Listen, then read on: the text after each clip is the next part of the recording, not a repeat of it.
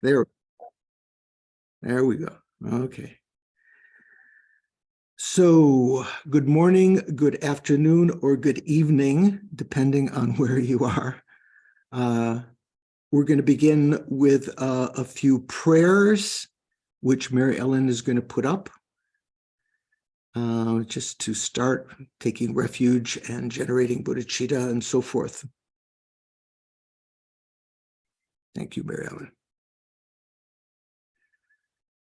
I go for refuge until I am enlightened to the Buddha, the Dharma, and the Supreme's assembly. Through the collections I create through listening to the Dharma today, may I become a Buddha in order to benefit migrating beings. I go for refuge until I'm enlightened to the Buddha, the Dharma, and the Supreme Assembly. Through the collections I create through listening to the Dharma, may I become a Buddha in order to benefit migrating beings. Sangye chodang soki chognam la, changchu badu dagni kyapsu chi, dagi chunyen gipe sognam ki, drola panche sangye rupa sho. So that's taking of refuge and generating bodhicitta. We say like, mentally generating, conceptually generating with effort.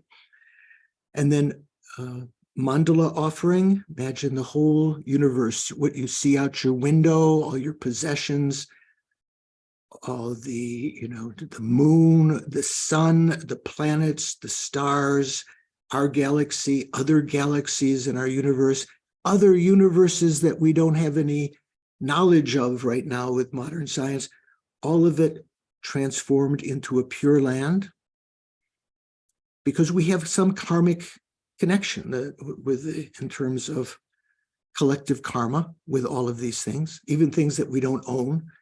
Imagine offering them to the omniscient mind, the primordial guru. Sajipoki Jugshing Meto Tram Rirab Lingji Nidegen Padi Sange Shindu Mekte Ulwargi Trokunam Dakshing La Chupashu.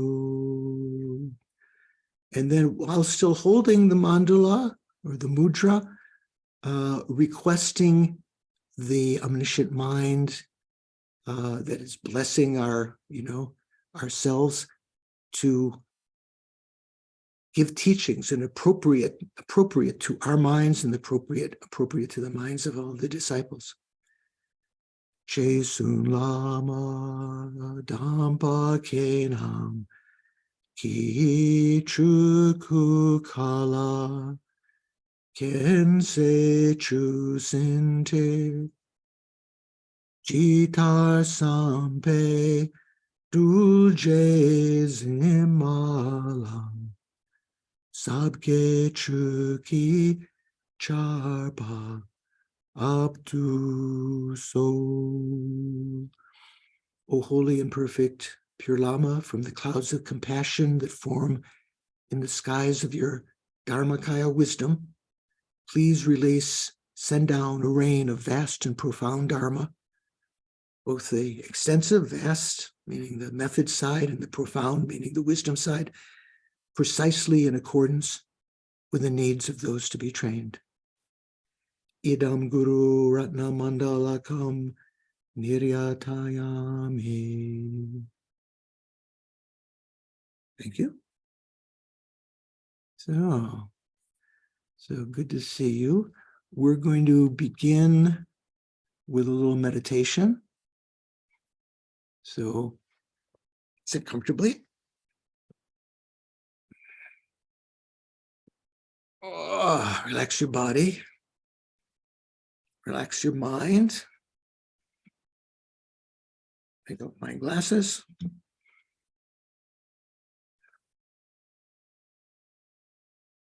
see if you can sense your heartbeat.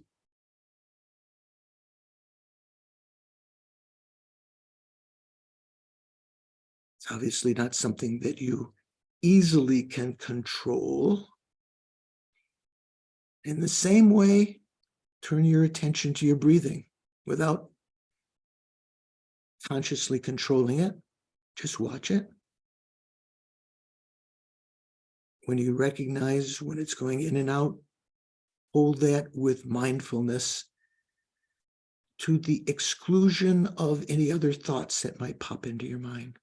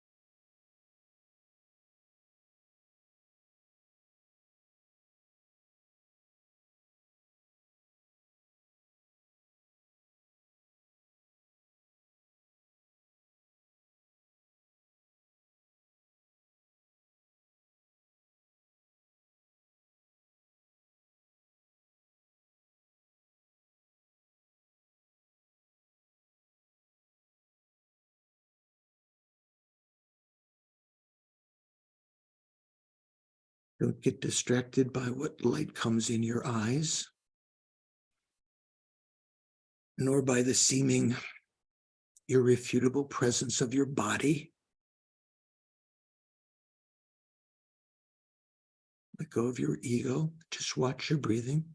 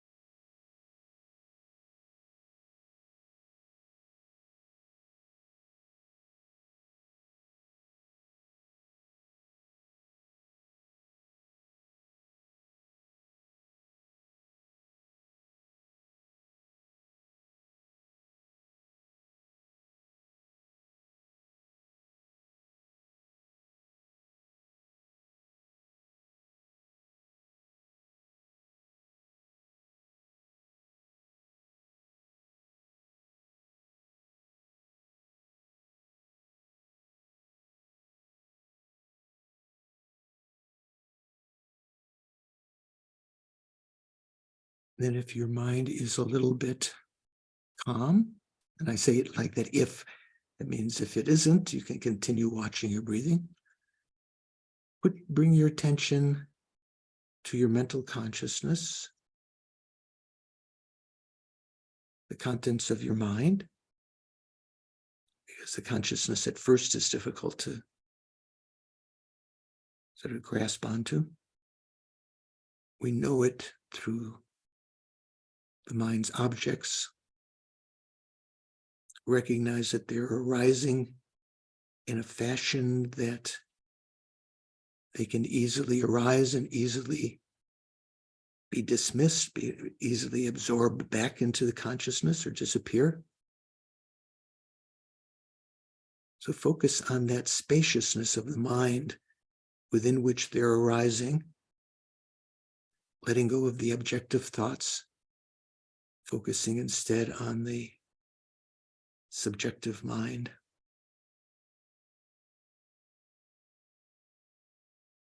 Clear light, as in the definition of consciousness, the mind is that which is clear in knowing.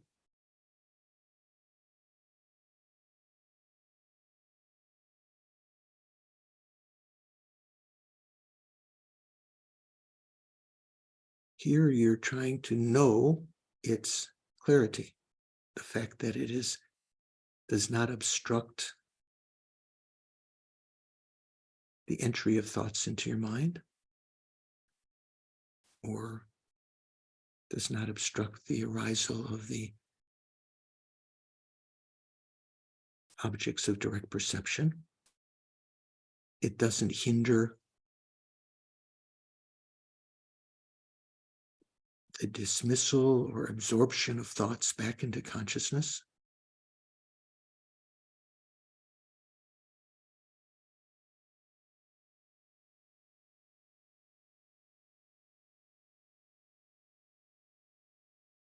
Thought about in the right way, this is an incredible resource that I have all the time, even when I'm blue or angry or excited or longing for something out of attachment.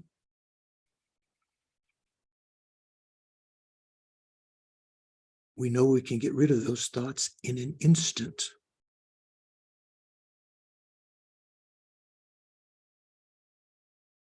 And we can replace them with positive states of mind, renunciation, empathy for others, compassion, bodhicitta, wisdom, so that they become intuitive. At first, we have to generate the positive thoughts with effort. Later, we don't have to rely on logic or thinking as much.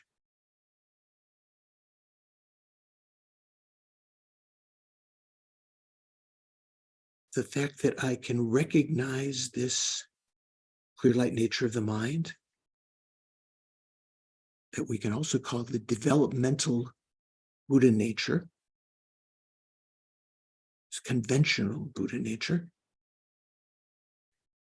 doesn't mean that we're Buddha, but its presence implies that we can become Buddha. We can become omniscient. We can overcome all of our faults. We can reformat our mind, so to speak, our solid state drive.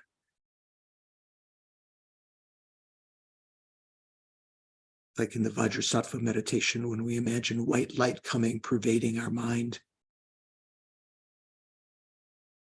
inspiring us that we can get rid of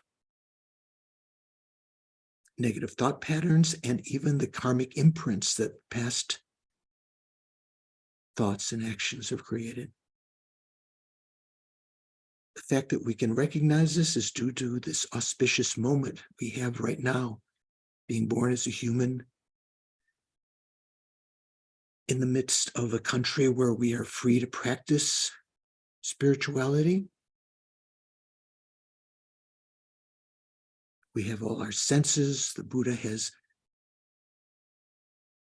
turned the wheel of Dharma in a not so distant past. Those teachings still exist in realizable form.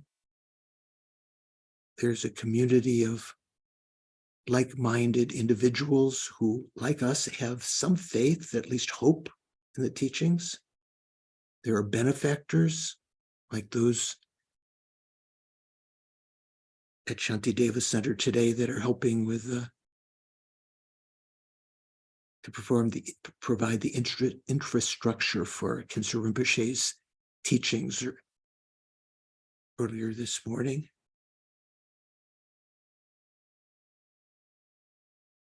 We have everything we need to practice the Dharma. And the fact that we can recognize our developmental Buddha nature is due to that fact that we have this perfect human rebirth right now that is the result of our past virtuous deeds. There's no way that we could have this unless we created the karmic causes for it in the past.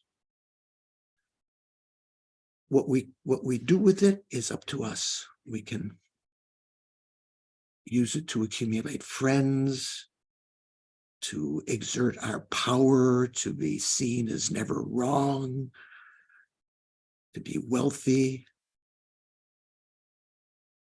to feel superior, to have pleasure of the senses, the 8 worldly concerns.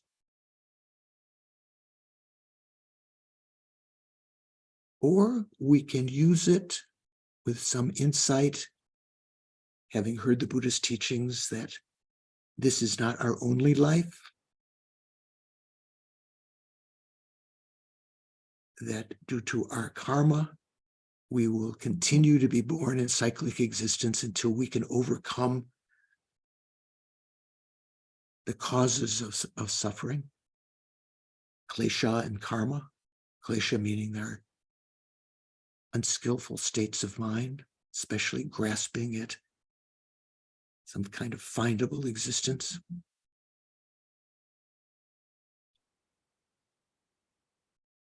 So one aim of using this life, this auspicious moment, is to work for liberation. But as the Buddha taught us in the Mahayana Sutras, that would be, in a sense, very selfish, self-cherishing, because all other beings we would leave behind if we sought liberation for ourselves alone, if we sought to achieve our own nirvana. All of them have been intimately related with us in the past. Of course, they've been friends, enemies, and strangers, but when they've been friends, especially when they've been parents and intimate friends, they've been depthlessly kind. Every sentient being, even those we have no recognition of now, that we can only imagine in some other universe, they have all been our mother numberless times, and as kind as our present mother, who herself is depthlessly kind from our relationships in past lives. All these beings migrating through cyclic existence are exactly equal with us. The basic wish to be free of suffering and to have happiness. They all are equal with us in having the Buddha nature, both the conventional Buddha nature and the ultimate Buddha nature, the emptiness of the mind. They are all equal with us in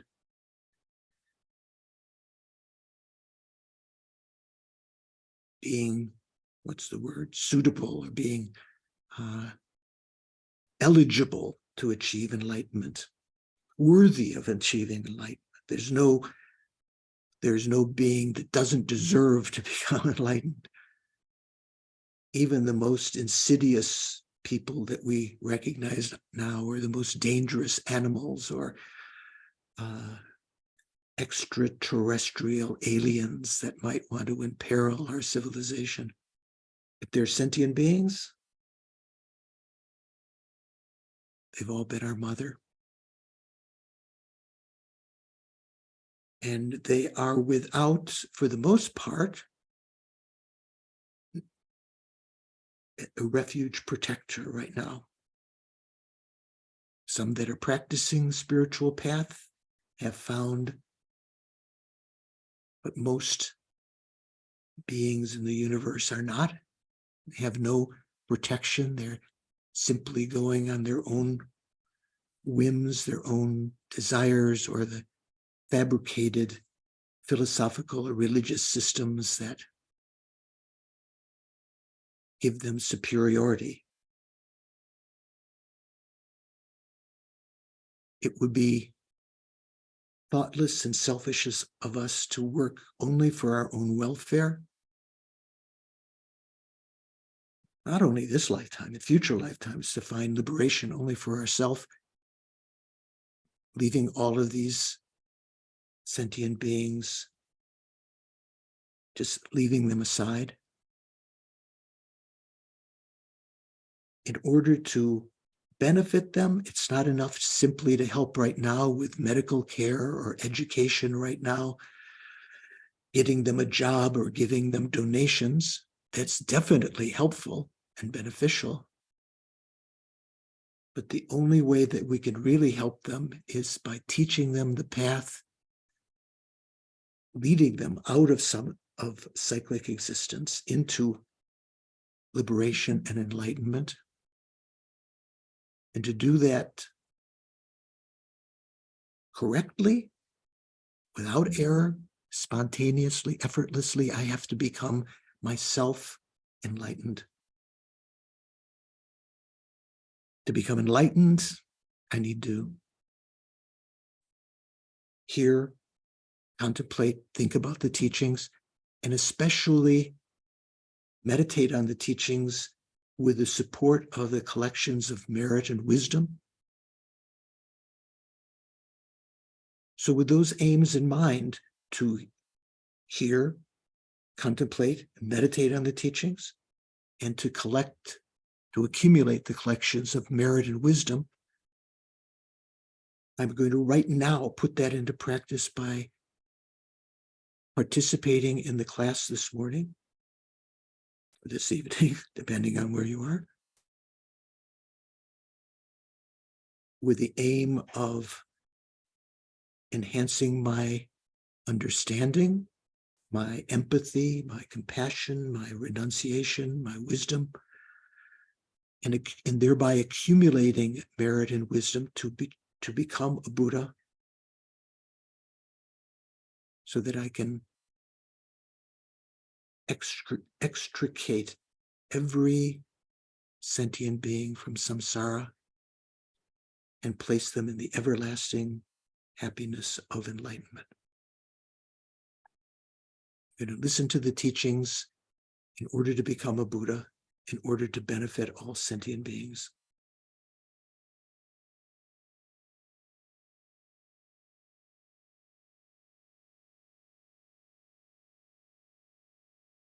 So with that contrived bodhicitta, motivation, I say contrived because we had to use logic and thought process to develop that thought so that it arises.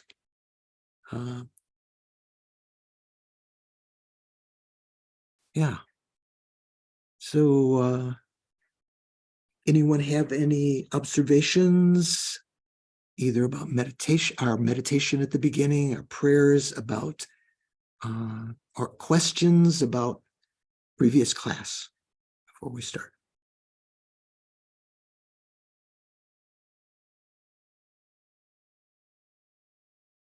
Don, did you catch up last week? Did you get a chance to catch up? I read ahead, George. Hopefully I caught up. Okay, excellent. Good, good. You even read ahead. Okay.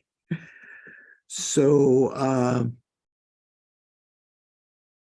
good to see everyone. No one has a question lingering from last time, or some other qualm that's bothering you? Okay. Oh, okay. KT. Can I call you KT? That's okay? Yeah, thanks. Thanks. Thanks for welcoming me into this group. I know I'm a newer person here. I had just kind of a quick question. Yeah. What is the Tibetan translation of the word for being? Is it mind possessor? So when we say being, you mean like a living being, right? Someone who is, not just the state of being. You're talking about a person. Right. Yeah. Like a sentient being. Right. So the Tibetan, let's say the Sanskrit is the word sattva, which sometimes means just a being. Sometimes, and it means, someone who's living. It sometimes means a courageous being, like when we say bodhisattva. So it's a courageous being, or a being who's courageously aiming for bodhi. The Tibetan word for that is semchen, just as you had intuited or known. Sem means mind, chen means having. So someone who is endowed with or has mind. So we don't call rocks or trees or the stars sentient beings, although they may inhabit they may inhabit those things. There may be sentient beings inhabiting the tree in your backyard, like a naga, that if your kids throw the garbage on the tree, that the naga may harm them in some way, or that, things like that. But generally, being is synonymous with sentient being, with person. There's another word, correct my Sanskrit, Paul or John, I think Purusha, we say Tangsak. I believe that's correct. Yes, George. And also Kebu, like when we talk in the Lamrim, we talk about the being, the Kebu of lower scope or medium scope or higher scope. So all of those, and there are several others that are synonymous with sentient being, living being, or also migrating being. Although technically migrators are those that are caught in cyclic existence. So, in one sense, in original sense, let's say, would an arhat be a migrator? What do you think? Who has an opinion? Would an arhat be a migrator? Nadine, what do you think?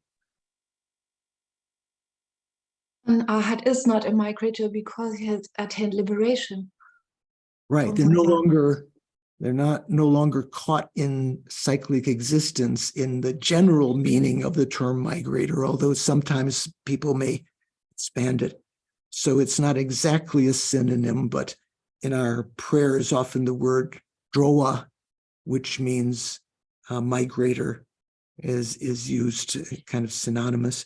Rachel, were you about to answer that question also? Did you have a thought? Well, just that the distinction of them being able to return to a form of being that has sentience, so they're not migrating in the way that you're saying. The arhats are not migrating in the way of being bound to some cyclic existence, but wouldn't it depend? It kind of would depend on your definition of what a migrator, whether it's that. Right. Usually in the Pali Canon and the Hinayana scriptures and so forth, when we talk about the migrations, the six migrations, like the hell realm, the animal realm, the human realm, the asura realm, the deva realm, and the formless in the higher realms. We talk about six migrations. So the people that migrate, like we talk about people migrating into the United States, or antelope migrating from one state to another, or what is it, panthers or mountain lions migrating, going from one place to another. So we're kind of caught within cyclic existence. So usually migrators generally means that, although in some Mahayana prayers, like I said, it almost seems like it's including other beings. And in the, what does it say in the, Sangye Churang Suki, when I try to think of a prayer, then I can't immediately. There's a prayer when you think, I go for refuge to the three jewels. I confess all my negativities individually. I rejoice in the virtues of migrators. Joa kunla jeirang, joe gewa jeirang, and hold Buddha Bodhi in mind. It's a prayer that we say in generating bodhicitta. So that's a Mahayana prayer. But generally, when we talk about rejoicing in the virtues, rejoicing in general, we include rejoicing in the virtues of arhats and in even the virtues of Buddhas and so forth. So it almost sounds like in the Mahayana version that drowa also includes, other beings. But generally, drowa or migrator is, if we take the common meaning, from this Hinayana path mainly means those who are caught in cyclic existence. Okay.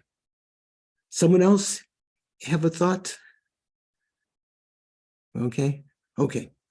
So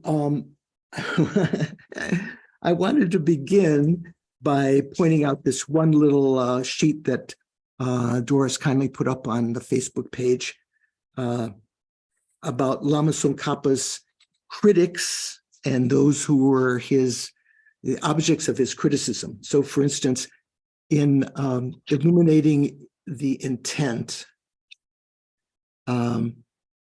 we talked about last time, there was this is about 2 pages before where we're starting today, there was this thing in Jinpa's book, some among those who claim to be proponents of the Madhyamaka, while supposedly upholding the tradition wherein the true existence of entities has been negated, assert the emptiness of true existence itself to be truly established, right? They think, that everything else is empty of true existence or inherent existence, but emptiness itself is truly existent.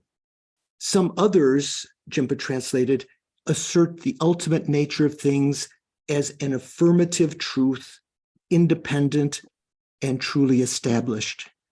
That phrase ends with note 195, if you are able to find that in your book. I don't know the exact page number of that in the written book.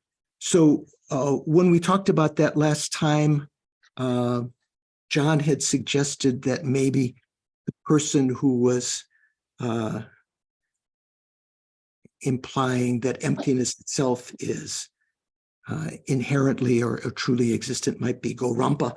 But this particular sheet shows that Gorampa was born in 1429. That's 10 years after Lama Tsongkhapa passed away. So there's no way that Gorampa could have been someone that Lama Tsongkhapa was, his view was criticized, was in that he was criticizing. So in this text, I just put a couple of people like here, 3 important people that came before Lama Tsongkhapa, whose names will come up in our text at various times. One is Ngok Loden Sherab, who was maybe, he died in about 1110 or 1109. So he was maybe 400 years before Lama Tsongkhapa. And I'll just read this. He asserted that ultimate truth is not a knowable phenomenon, that, that emptiness can't be known, that ultimate truth cannot be known, because the mere non-finding of an object under analysis is just merely called an emptiness, and that there is no phenomenon called emptiness that actually exists there. Ngok Loden Sherab was a great translator. Along with Rinchen Sangpo, he is often referred to as Lochen in Tibetan. So Lotsowa Chemo, Mahala Lotsowa. Lotsowa is a Sanskrit word that means translator, right? Considered along with Sakya Pandita to be a founding figure of Tibetan Buddhist scholasticism. So he's very famous, but Lama Tsongkhapa sometimes pointed out errors in his thing. Also, Chapa Choge Senge is probably the person that's being referred to in that little snippet I read before in Lama Tsongkhapa's text. Chapa Choge Senge was, he died in 1169, so that's, maybe 200 years before Lama Tsongkhapa. So he was he had passed away well before. He refuted the true existence of phenomena, but maintained that the emptiness of true existence truly exists. So he's the one that was probably being referred to there. Chapa Chugich Sengi. I think in Jeffrey Hopkins' translation, he pointed that out. And then another one, Dolpopa, Sherab Geltsen, who died in 1361. So he was maybe 50 years before Lama Tsongkhapa was born. Dolpopa is the one who is sort of the one that's sort of goes beyond the pale of Buddhism in a sense, from the point of view of the Gelugpas and Sakyas and others. Dolpopa was a master of the Jonang lineage, the Jongnangpas, and he maintained something called other emptiness, Shentong, that we've been talking about the last couple of weeks, Shentong, right? Shen means other, as opposed to Rangtong, which means emptiness of self or self-emptiness. Shentong is so called because it maintains that the ultimate nature, Dondam, while empty of all things different from itself, is not empty of itself. It truly exists. So in our discussion group this coming Monday, we're going to talk a little bit about that in more detail. Nadine in our class here asked about some statements by the Dalai Lama in a book about Dzogchen that seemed to say that there was a way of interpreting Shentong that was compatible with the Gelugpa view, and we're going to talk about that a little from on Monday. But we're not going to bother with that right now. So after Lama Tsongkhapa passed away, Taksang Lotsawa was Sherab Rinchen. He was born in 1405, so he was just a teenager when Lama Tsongkhapa passed away. He was a Sakya scholar who criticized Tsongkhapa's interpretation of Madhyamaka, especially criticizing the fact that Lama Tsongkhapa said that conventionally phenomena could be established with reasoning, could be validly established. And he wrote a text, I think, what were they, John and Paul, with 18 big points that he criticized Lama Tsongkhapa for, and there were all sorts of people after. It was like a big thing for 100 years or so, more or less discredited now. Then Gorampa came after Lama Tsongkhapa, the one that we were talking about last week. He was a great Sakya master, explained what he considered to be the true meaning of his school's principle of neither existence nor non-existence, Yomin Memin. So sometimes when we talked about tenets, there were some Hinayana schools that said the person didn't exist and didn't not exist. There was one, what was it, the Vasiputriyas or someone. So there's a Sakya idea about that. This dictum he interprets as meaning not existent in ultimate reality, so things are not ultimately existent, and not non-existent conventionally, as Lama Tsongkhapa understood it, but rather as synonymous with freedom from all discursive proliferation in terms of the four extreme positions. And there were a couple of others that I mentioned there, including the eighth Karmapa, Mikyu Dorje, who had a lot of criticisms of Lama Tsongkhapa. So we'll encounter those individuals in our text. I didn't put on here other people's whose view Lama Tsongkhapa might have criticized from earlier periods in India. These are just Tibetan near contemporaries, close to Lama Tsongkhapa and so forth. Okay. So we are on Jimpa page 102 and Hopkins text 176. And so last time we just read this just before this outline, rebutting objections not mentioned in the commentary. And so Jimpa translated, one might ask, be that as it may, how should one interpret the following lines from the Ornament of Realizations? So the Abhisamaya Alamkara, some of you have been studying. There's a quotation here. Because they've shunned concepts of held objects, because they've not shunned concepts of apprehending subjects, within these two is perfectly encompassed the path of the rhinoceros-like. You may remember that was one verse that we read just at the end of class last time. Hopkins translates it a little more conventionally. Know that the paths of the rhinoceros-like, which is sort of a synonym for pratika Buddhas in general. So this is from Abhisamaya Alamkara. Know that the paths of the rhinoceros-like are included completely within abandonment of the thought of the object and non-abandonment of a subject and a base. So the idea is that in the Abhisamaya Alamkara, it's not talking about the Prasangika view explicitly.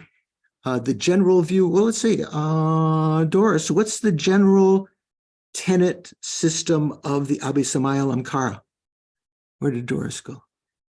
There she is. Svatantrika. Right. Svatantrika, is that Hinayana system? What is Svatantrika? Madhyamaka. Yeah, Svatantrika, not Sautrantrika. Sautrantika is the Hinayana tenet, right?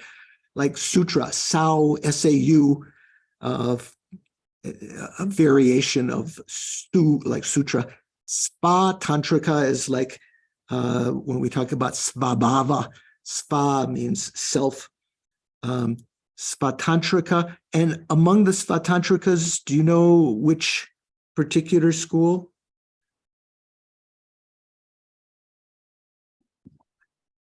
Who knows? Who's been studying that class? The Charo one. I'm sorry, I'm drawing a blank.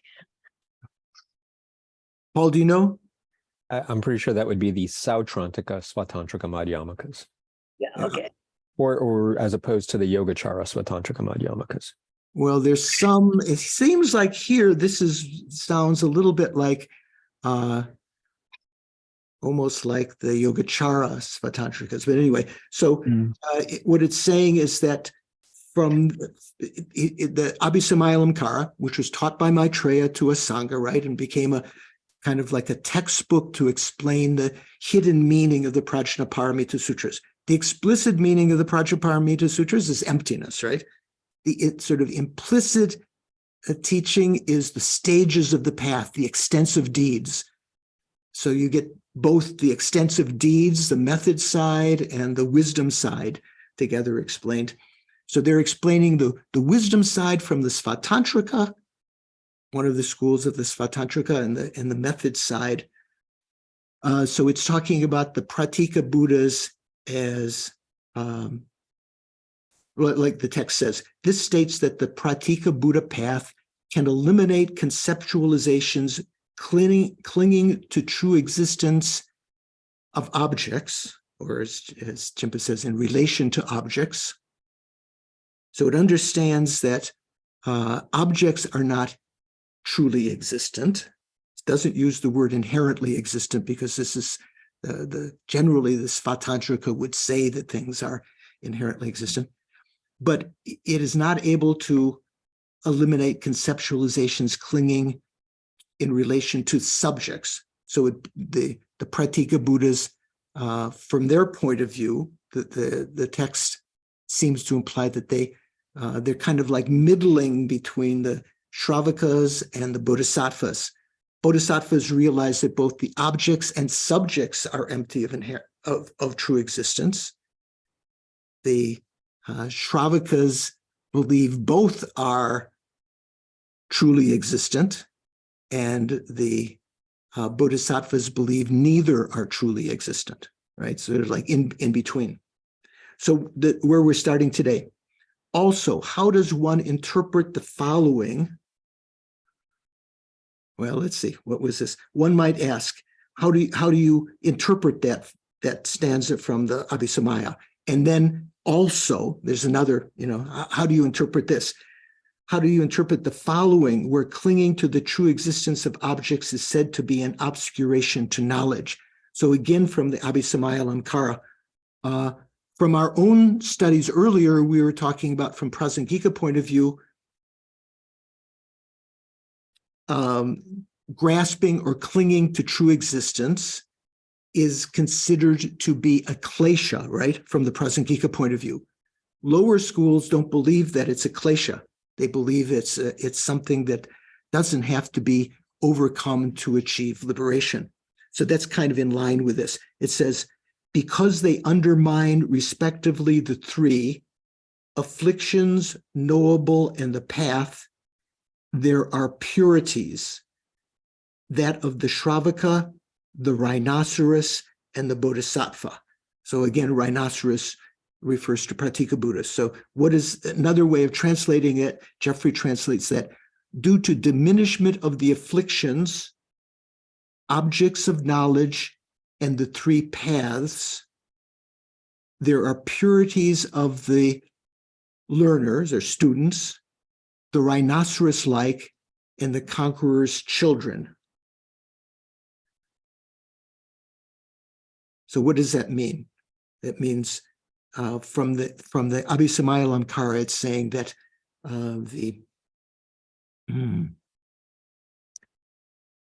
these three kinds of paths, the Shravakas, the Pratikas, Buddhas, and the Bodhisattvas become pure of certain, they remove certain misconceptions.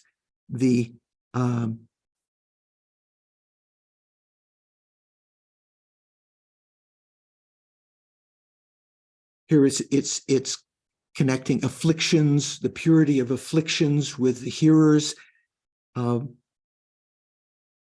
elimination of objects of knowledge with the Pratika Buddhas, and obstructions of the three paths with the Bodhisattvas, with the conqueror's children.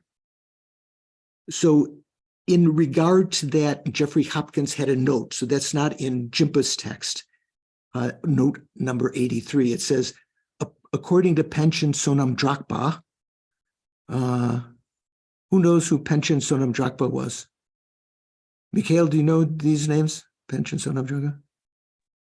Heard of, but I don't remember exactly where. John, do you know who Panchen Sonam Drakpa was? Yeah, he was a 16th century Lama and a great interpreter of Lama Tsongkhapa's teachings. Right. Was he the textbook writer of what It was was Yikcha for Losaling, I think, but that's Paul's department. Yeah, Losaling. He was textbook author for Losaling. So Losaling is which of the great monasteries? Drebung. Sorry. Drebung. Okay, so there's Sarah, Drebung, and Ganden. Sarah and Drebung were both in Lhasa, the capital, just sort of like on the outskirts, other sides of town. And Ganden was quite a ways away, near where the Tibetan airport is, where the Lhasa airport is nowadays in Tibet. So it was like more than a day on horseback, maybe a couple of days walking. So Ganden was the first monastery that was Lama Tsongkhapa's disciples created, and he sort of instigated. Then Sarah and Drebung. So Drebung has its own textbooks, its own textbook writers. Sarah had its own textbook writers. Ganden had its own textbook writers for the monasteries, for their curriculum that were written at earlier times, closer to the time of Lama Tsongkhapa. So Sonam Drakpa was the textbook writer for Losaling sub-college. So Drebung had two, Losaling, and what's the other one at Drebung?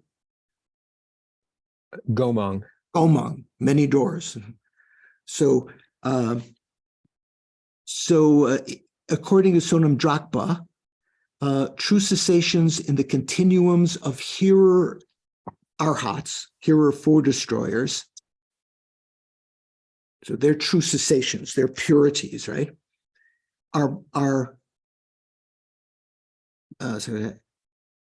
True cessations in the continuums of hearer foe destroyers, hearer arhats, are purities of students, hearers due to being abandonments of the afflictions. So their nirvanas are due to their abandonment of the klesha, the afflictions, right? That goes along with the Hinayana point of view. True cessations in the continuums or the continua of solitary realizers, arhats, pratika Buddha arhats, are purities of rhinoceros-like solitary realizers due to being abandonments of the coarse obstructions to knowledge or coarse obstructions to objects of knowledge, thus to omniscience. So they're using their understanding, the pratika Buddha's understanding, as being obstructions to omniscience, meaning the coarse obstructions to omniscience in their point of view. And the true cessations of second ground bodhisattvas. So we're talking about the first ground right now, right? So the second ground bodhisattvas are purities of conquerors' children due to being diminishments of obstructions of the three paths, hearers, solitary realizers, and Mahayana. So that means that they're, according to Abhisamayalankara, saying the bodhisattvas have also eliminated some obstructions to omniscience. None of these statements in general would be acceptable to the Prasangika. Neither the interpretation of the previous stanza or this stanza from Abhisamayalankara. Okay, so the commentary replies. So this is in reply to those two. How do you feel about these two stanzas from Abhisamayalankara, implying that we should accept Abhisamayalankara, right? It was taught by Maitreya, but from the Prasangika point of view, from the general tenet point of view, various texts that the Buddha taught were meant for particular disciples. Like when we did the mandala offering earlier, we said, please send down a rain of Dharma in accordance with the needs of sentient beings. So the Buddha taught various things according to the needs of sentient beings. So the reply here says, there are only two senses in which a pratika Buddha's supposed elimination of clinging to the true existence of external objects can be defined. So what is this talking about?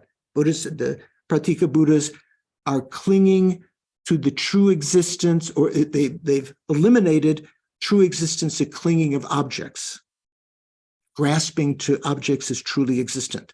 They've abandoned that, right? He says elimination. They've abandoned clinging to the true existence of external objects. There's only two ways that can be defined.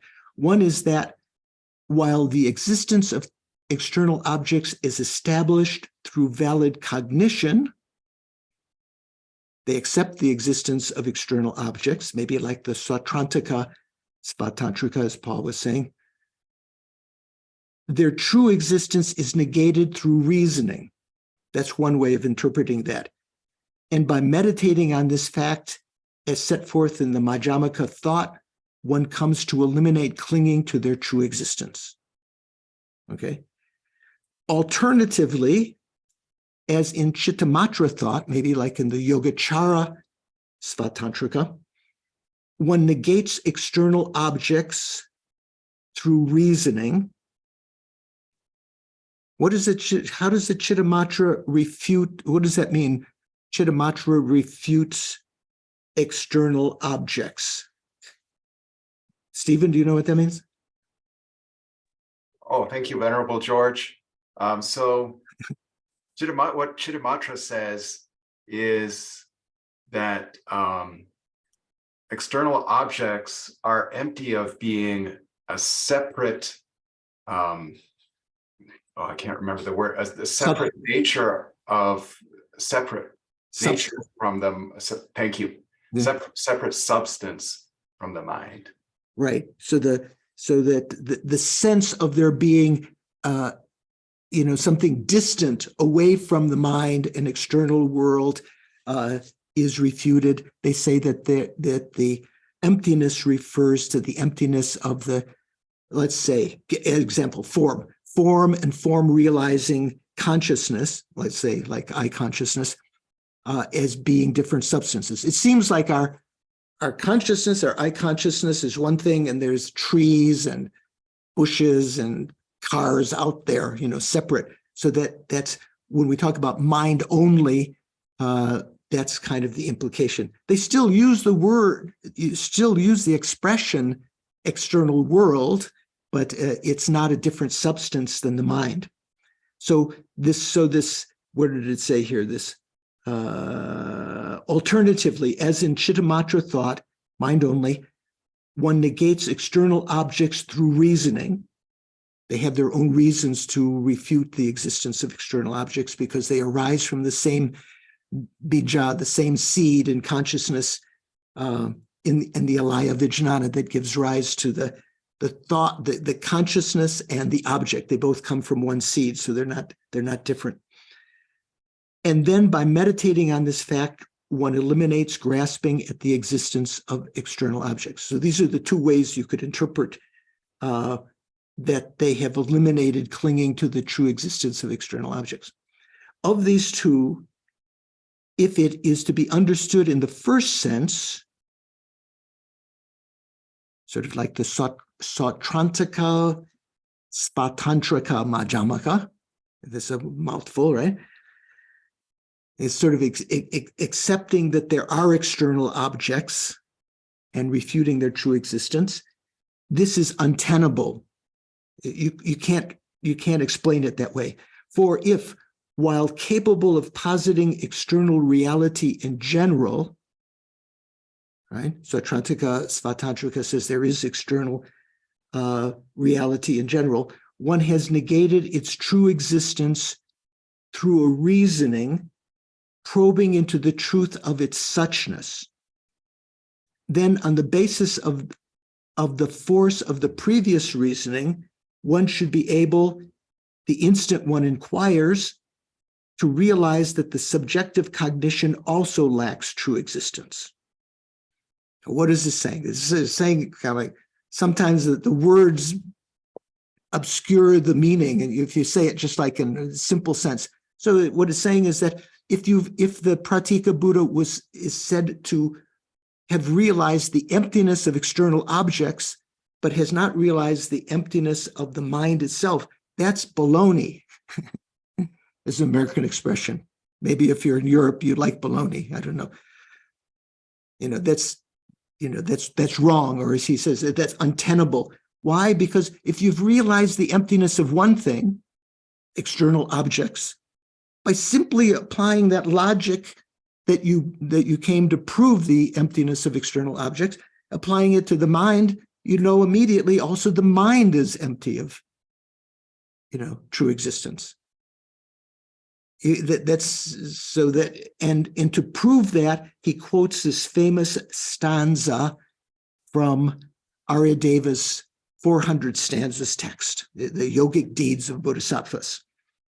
So this stanza says, he who sees the suchness of one thing sees the suchness of all things. Oops. So that's yeah. I'm gonna go back to that page. So Hopkins translates that he who sees the suchness of one phenomena sees the suchness of all phenomena. Therefore, it would be impossible to abandon the conception that objects truly exist, the external objects, without also abandoning the conception that subjects exist. So that's why it's untenable. Ruth Sonam, in her translation, along with Geshe Sonam Rinchen of that verse, she translates it, whoever sees one thing is said to see all. that which is emptiness of one is the emptiness of all.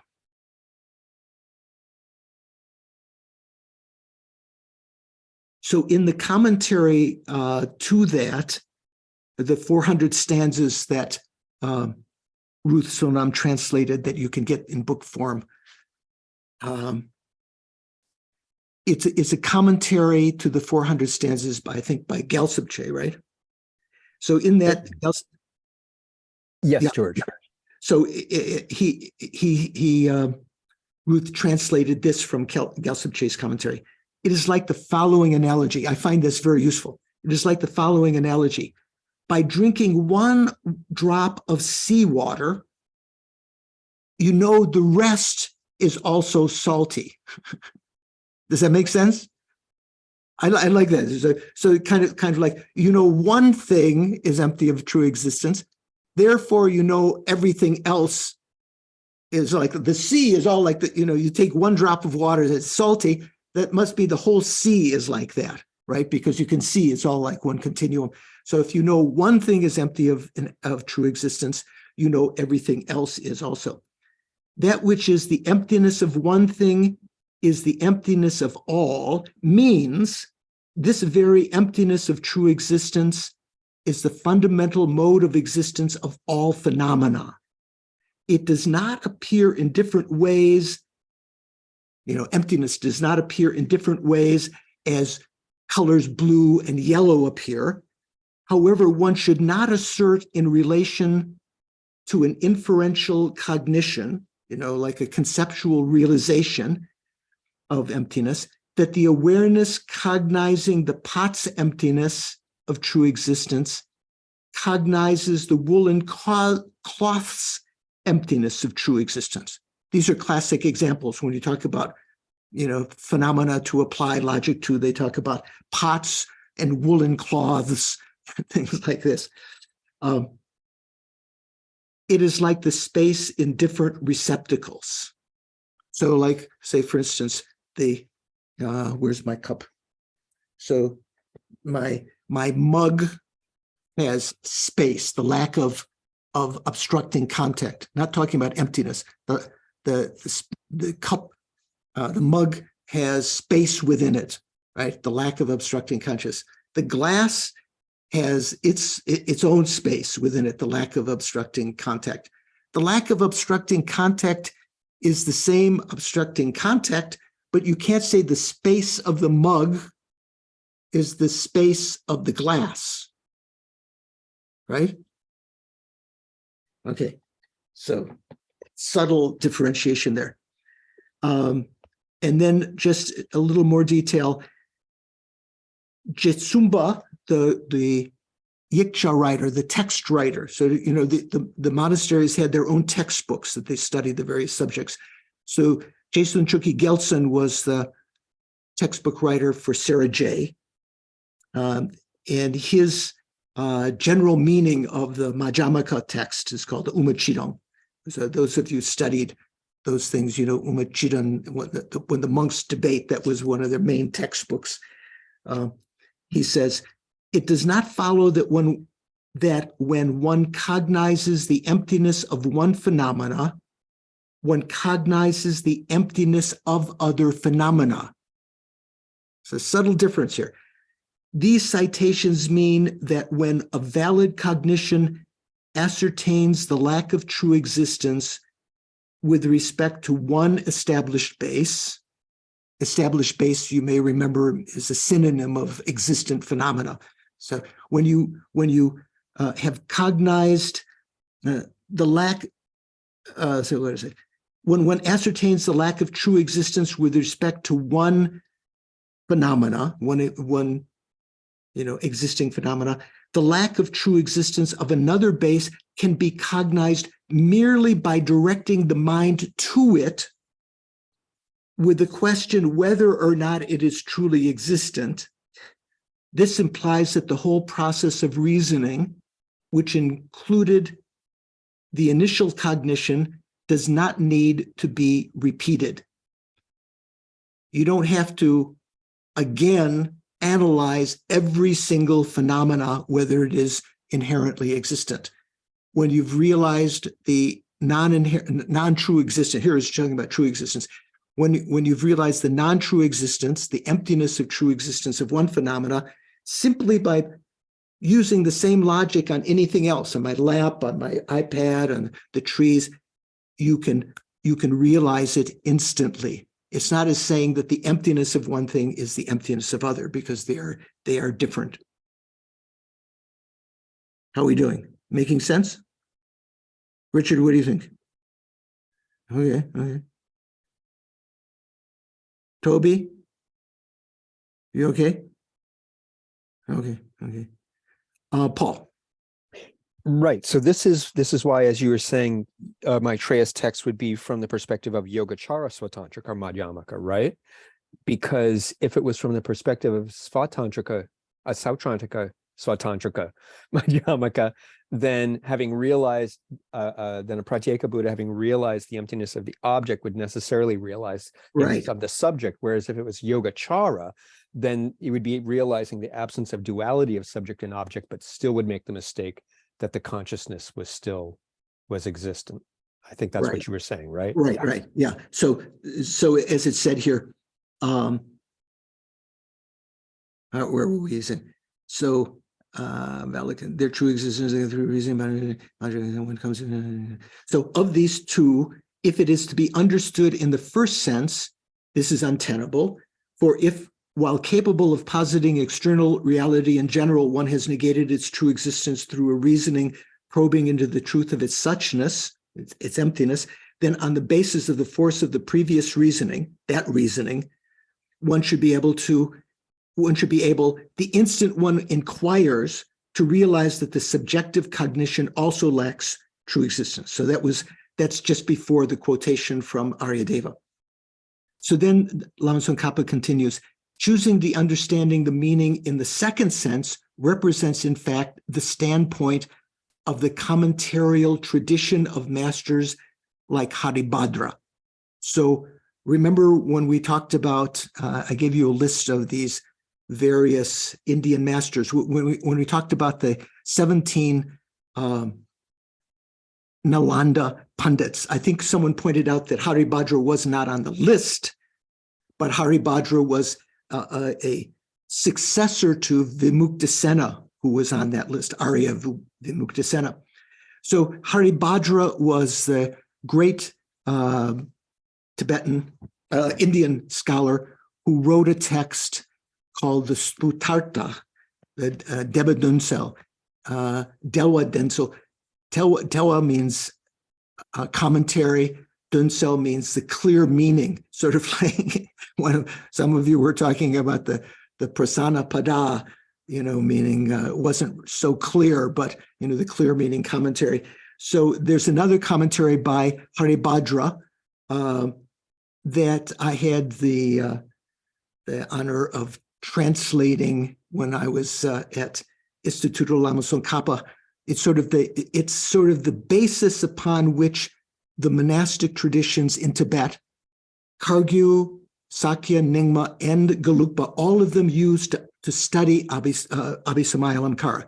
So Abhisamayalankara was the text that Maitreya wrote as a commentary to the Prajnaparamita Sutras, especially the 8, the 25, and the 100,000 stanzas. Abhisamayalankara was composed by Maitreya, given to Asanga.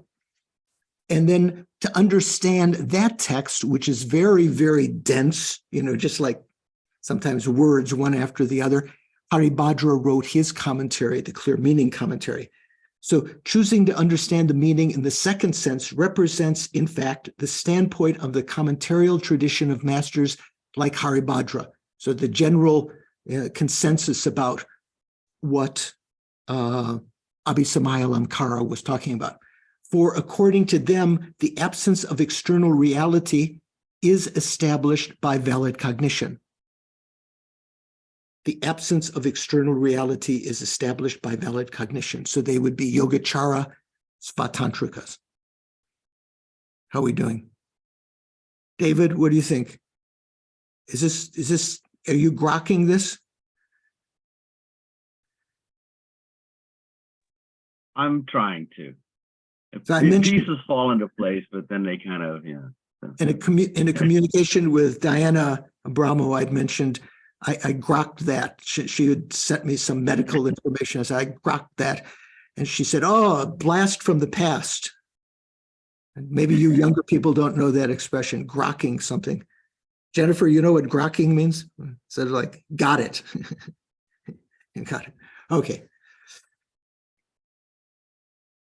So continuing. In general, once the absence of external objects has been established, from the Yogacara point of view, there's no external objects that are different substances than the minds that are perceiving them. In general, once the absence of external objects has been established, anyone, no matter how inferior his or her mental faculty, who was talking about before, he's gone now, I guess, the fellow who had the That was sitting. me. Who's that? Oh, Melvin. Melvin's here. Yeah, Melvin. Yeah. So Melvin was saying his faculties were going down. Here is saying anyone, no matter how inferior his or her mental faculty, will affirm quite easily the fact that the perceiving subject does not exist as a separate substance from the purported objects. So the statement in the Abhisamailamkara, the Ornament of Realizations, that Pratika Buddhas have not eliminated clinging to the true existence of the subject. They've eliminated clinging to the true existence of the object, but not the subject, should be understood to mean that they still hold consciousness to be truly existent. Okay. So you have to think about that. Richard. I have a question. I'm not exactly sure I understand one particular thing, which is that in the first of these two possible ways of interpreting the verse, you establish by valid cognition that external objects in some sense exist. And then in the second one, you establish by valid cognition that that there is an absence of external objects. And I'm just wondering how valid cognition can establish two things which appear contradictory. Right. So that means according to their point of view, you've established it by valid cognition. According to Chittamatra, their logic negating the existence of external objects as different substances from the minds that perceive them, that is valid, a valid line of argument, but that can be critiqued. Within their view, right? I think that's the crucial thing. Within their point of view, it is validly established. So Prasangika would not say that the absence of external objects has been validly proved. In fact, they would say that just the opposite, that external objects as external, can be validly proven to be external to the minds that perceive them. Got it. Thank you. Yeah. So the statement in Abhisamayala that Pratika Buddhas have not eliminated clinging to the true existence of the subject should not be understood to mean that they still hold the consciousness to be truly existent. Okay. So then it is definitely not the case that from within a set of substantially distinct object and subject, so subject means the mind and object means the object that the mind is perceiving. It is definitely not the case from within a set of substantially distinct object and subject, Pratika Buddhas have negated one half while holding the other half to be truly existent. So what does that mean?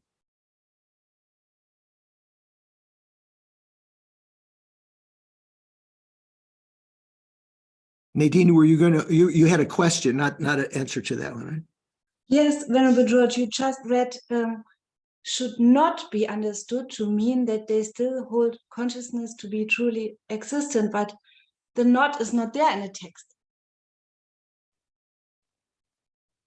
But it would make more sense to me if there were a not in the text. Which one? You said clinging to the true existence of the subject should not be understood to mean that they still hold consciousness to be truly existent. Okay, so there's so many lines here. Let me say. So let's start. So the statement, and then he has in parentheses, in Ornament of Realizations, that Pratika Buddhas have not eliminated clinging to true existence of the subject should be understood to mean that they still hold consciousness to be truly existent. That part you're okay with? No, because we are just proving that they recognize the emptiness of phenomena.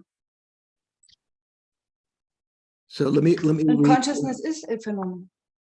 Okay. So let me read what Jeffrey Hopkins says here. What we talked about, the first interpretation is wrong from the, okay, if one can posit the general existence of external objects, if one who can posit the general existence of external objects then refutes their true existence through reasoning, analyzing suchness, then when he or she analyzes whether subjects truly exist, they can, based on the force of the former reasoning, realize that subjects do not truly exist. And then the quotation from Arya Deva. Then Jeffrey Hopkins has in parentheses, therefore, it would be impossible to abandon the conception that objects truly exist without abandoning the conception that subjects do. So that part is rejected. Commentaries by Svatantrika Madhyamaka masters such as Haribhadra, so when it talked about the commentarial tradition in Jimpa's text, so it's talking about the Svatantrika Madhyamaka masters like Haribhadra, assert the meaning of this passage from Maitreya's Abhisamaya Alamkara in accordance with the second interpretation. So this kind of like Yogacara Svatantrika. For them, valid cognition establishes that external objects do not exist. That part we agree with, right? Once this has been established, then anyone, even with dull faculties, would understand that a consciousness apprehending an object is not a different entity from its object. Once you've established that external objects do not exist, anyone, no matter how dull, would understand that a consciousness apprehending an object is not a different entity from its object. They're the same substance, the same entity. Therefore, Maitreya's statement that solitary realizers do not abandon adherence to the truth of subjects should be understood as those solitary realizers, the Pratika Buddhas, general assertion that minds truly exist. That's a Yogacara point of view, right? Mind, consciousness, truly exists. The objects do not truly exist, but the minds truly exist. In no way could they refute the true existence of one half of subject and object, which are different entities, and conceive of the truth of the other half. Therefore, the statement that it would be amazing to have a similarity of tenet between the solitary realizers who compound the truth of subjects and the Chittamatrans who teach the ultimate existence of a consciousness without the duality of subject and object is laughable. So we didn't get to that in Jimpa's text yet. So let's see again. So you're saying in Jimpa's text, it says, so the statement in the Ornament of Realizations that Pratika Buddhas have not eliminated the clinging to true existence of the subject because they accept that the consciousness, the subject, is truly existent, should be understood to mean that they still hold consciousness to be truly existent. That part you agree with, right? It's the next sentence. So it is definitely not the case. Let me see. What is it? Different.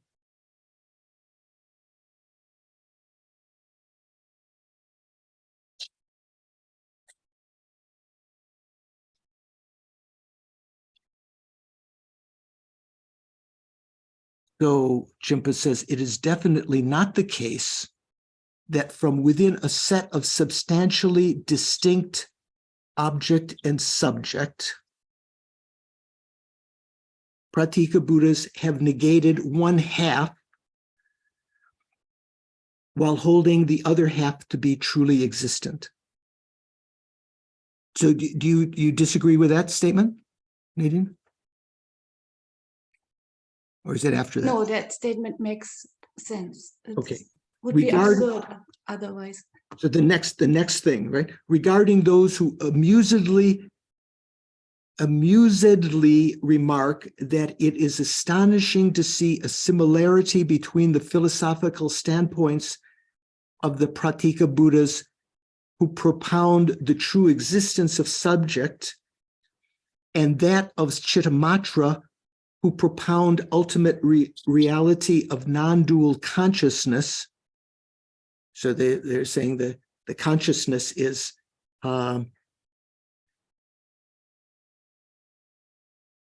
truly existent. Their laughter only reveals their own ignorance. Is that the part you were objecting to, or was it a different sentence? Not objecting to, that you had a question about. No, I'm a little bit confused because the whole frame is that we try to prove that Pratika Buddhas and Shravakas also realize the emptiness of phenomena, isn't it? Right, but this is, so, right. But what we're talking about now is the Abhisamayala Ankara, its statements, and the traditions that explain Abhisamayala Ankara.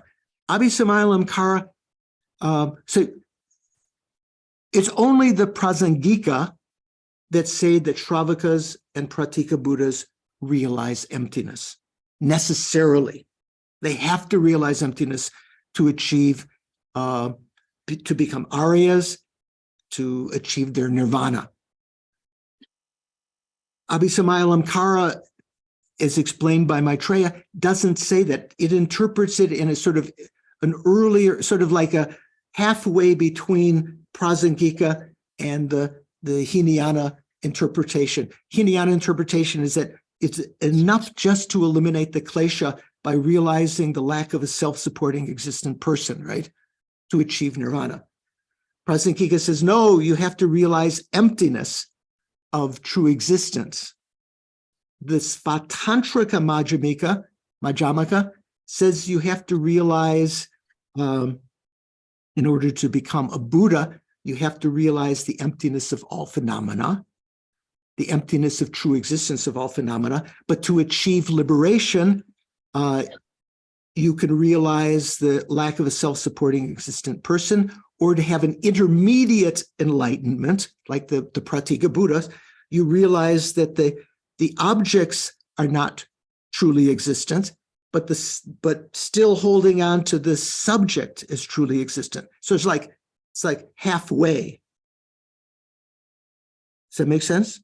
Yes, thank you so much. I have to think about it. Thank you. Yeah. So that's like a stepping stone for those who are coming from the Hinayana.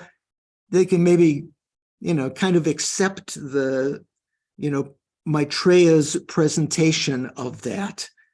The Pratika Buddhas are superior to the Shravakas because they have understood something deeper than the Shravakas.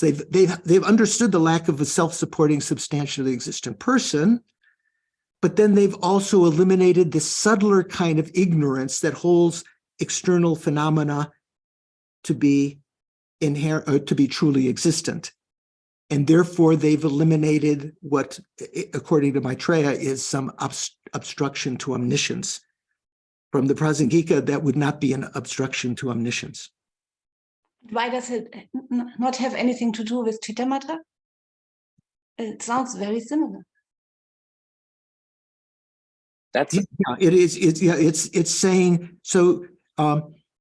As Paul pointed out a little bit earlier, it seems like Abhisamayalankara, the tradition of Haribhadra and so forth, is Yogacara Svatantra. So Yogacara is another term for Chittamatra, right? Chittamatra is different. Chittamatra is the first of the Mahayana philosophical systems.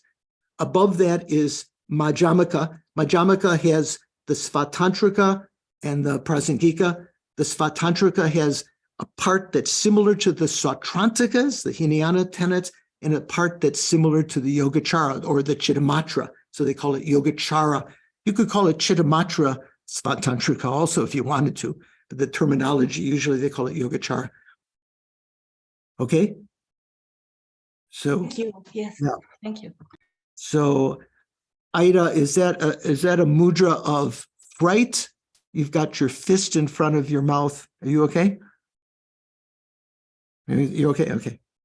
Jennifer? I think I'm getting there. Okay. You're grokking it. Okay. and this Venerable George, is this partly the gist of his comment? Lama Tsongkhapa's comment is just that Pratyeka Buddhas and the tradition of Haribhadra, they end up saying the same thing, perhaps for different reasons, but if you truly understand their position, you will see that they, in fact, are saying the same thing. In one case, that because the Chittamatran propound ultimate reality of non-dual consciousness, whereas Pratyeka Buddhas assert the true existence of a subject. And that those positions are... When you're saying they, you mean Chittamatra and Yogacara Svatantrika?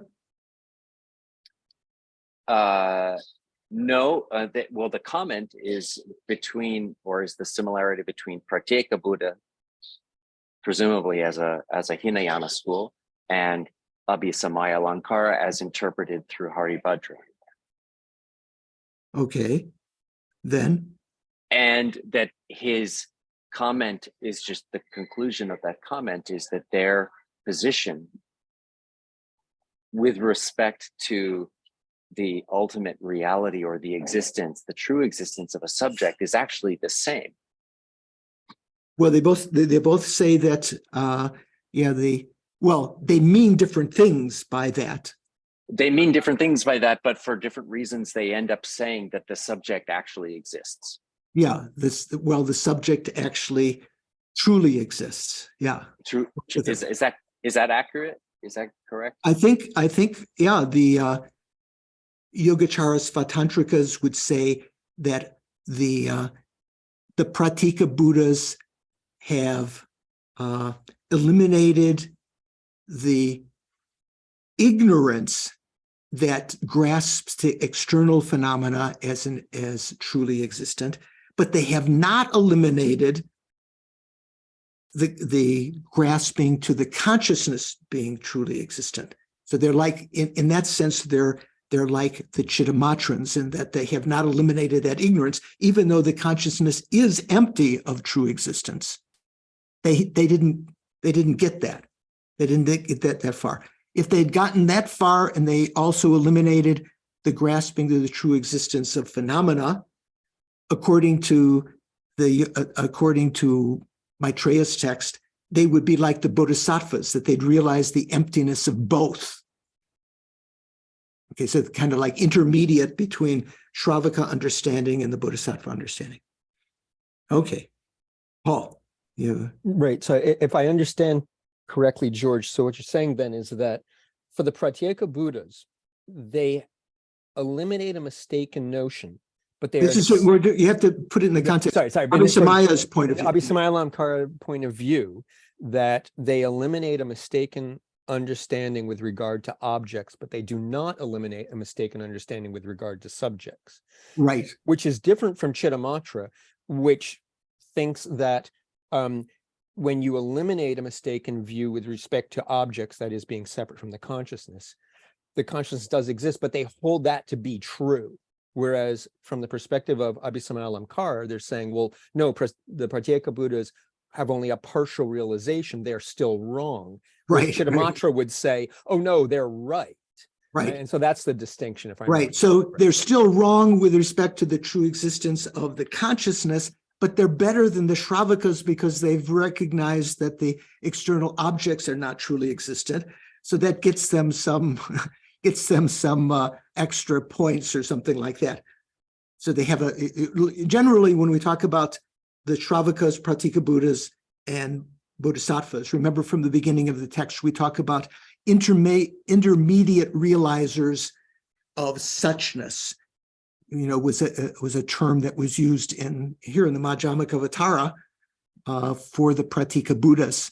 So they're somehow superior. They have a deeper understanding than the Shravakas. That's why they spend 3 countless great eon, or they spend maybe much longer than Shravakas take to achieve their nirvana. Okay, let's continue. Regarding those who amusedly remark that it is astonishing to see a similarity between the philosophical standpoints of the Pratyeka Buddhas, who propound the true existence of a subject, and the philosophical position of the Chittamatra, who propound ultimate reality of non-dual consciousness, their laughter only reveals their own ignorance. So in a note to that, note 199, Jimpa says, Tsongkhapa is saying that if one reads the Ornament of Realizations, the Abhisamayalankara, through the commentators like Haribhadra, the clear meaning commentary, there is indeed a striking similarity between Pratyeka Buddhas and Chittamatra in their basic view of reality, since both negate external reality for different reasons. Those who find this unbelievable, Tsongkhapa says, reveal their ignorance of the commentarial tradition of masters like Haribhadra. That's what he's saying. So I wanted to mention in this, because some of you read Jeffrey's translation. So this thing about laughable, I think Jeffrey has it a little bit wrong here. He says, therefore, the statement that it would be amazing to have a similarity,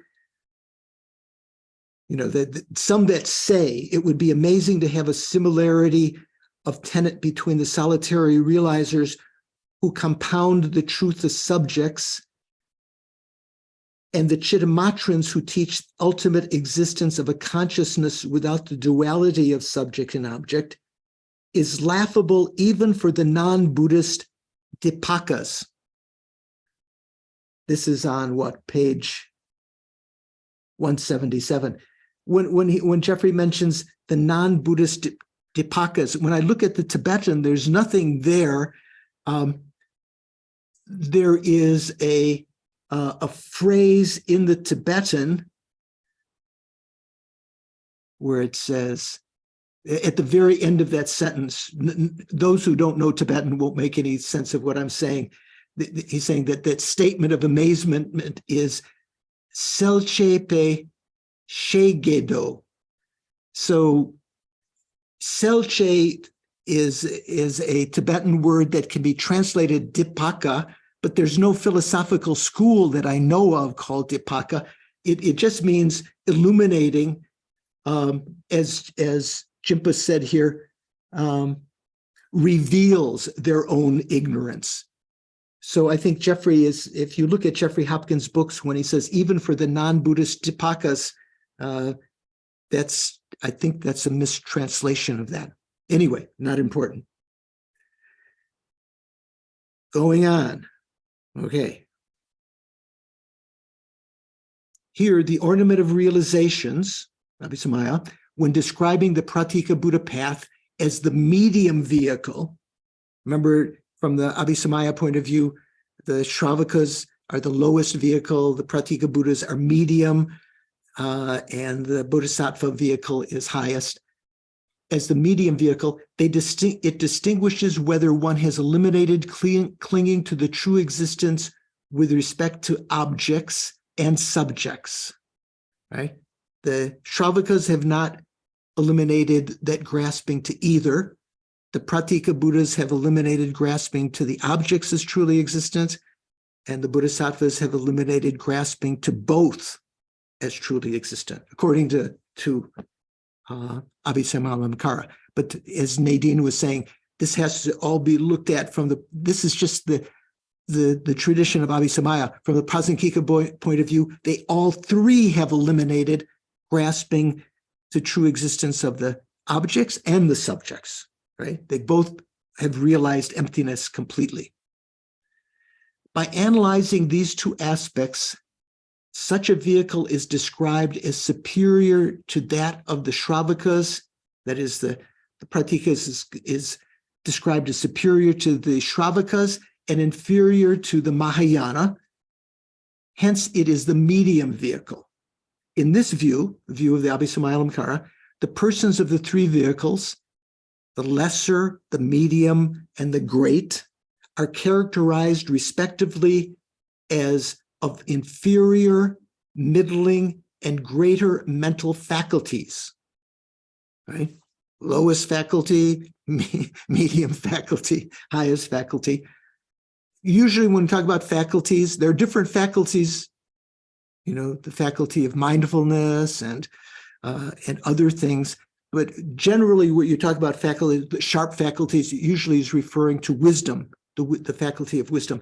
So they are characterized respectively as inferior, middling, and greater mental faculties, a hierarchy of mental faculties posited particularly in relation to the realization of selflessness, of no self, right? They're categorizing low, medium, and high faculty in terms of how they realize the lack of a self. The Shravakas only realize the lack of a self-supporting substantially existent self. The Pratika Buddhas understand it more deeply. They realize that there's no self-existence of outer phenomena, but they still haven't gotten rid of grasping to the self of the consciousness, the self-existence of the consciousness. The Bodhisattva has eliminated all of that. Therefore, the Madhyamaka view, which represents the highest, is correlated with the great vehicle.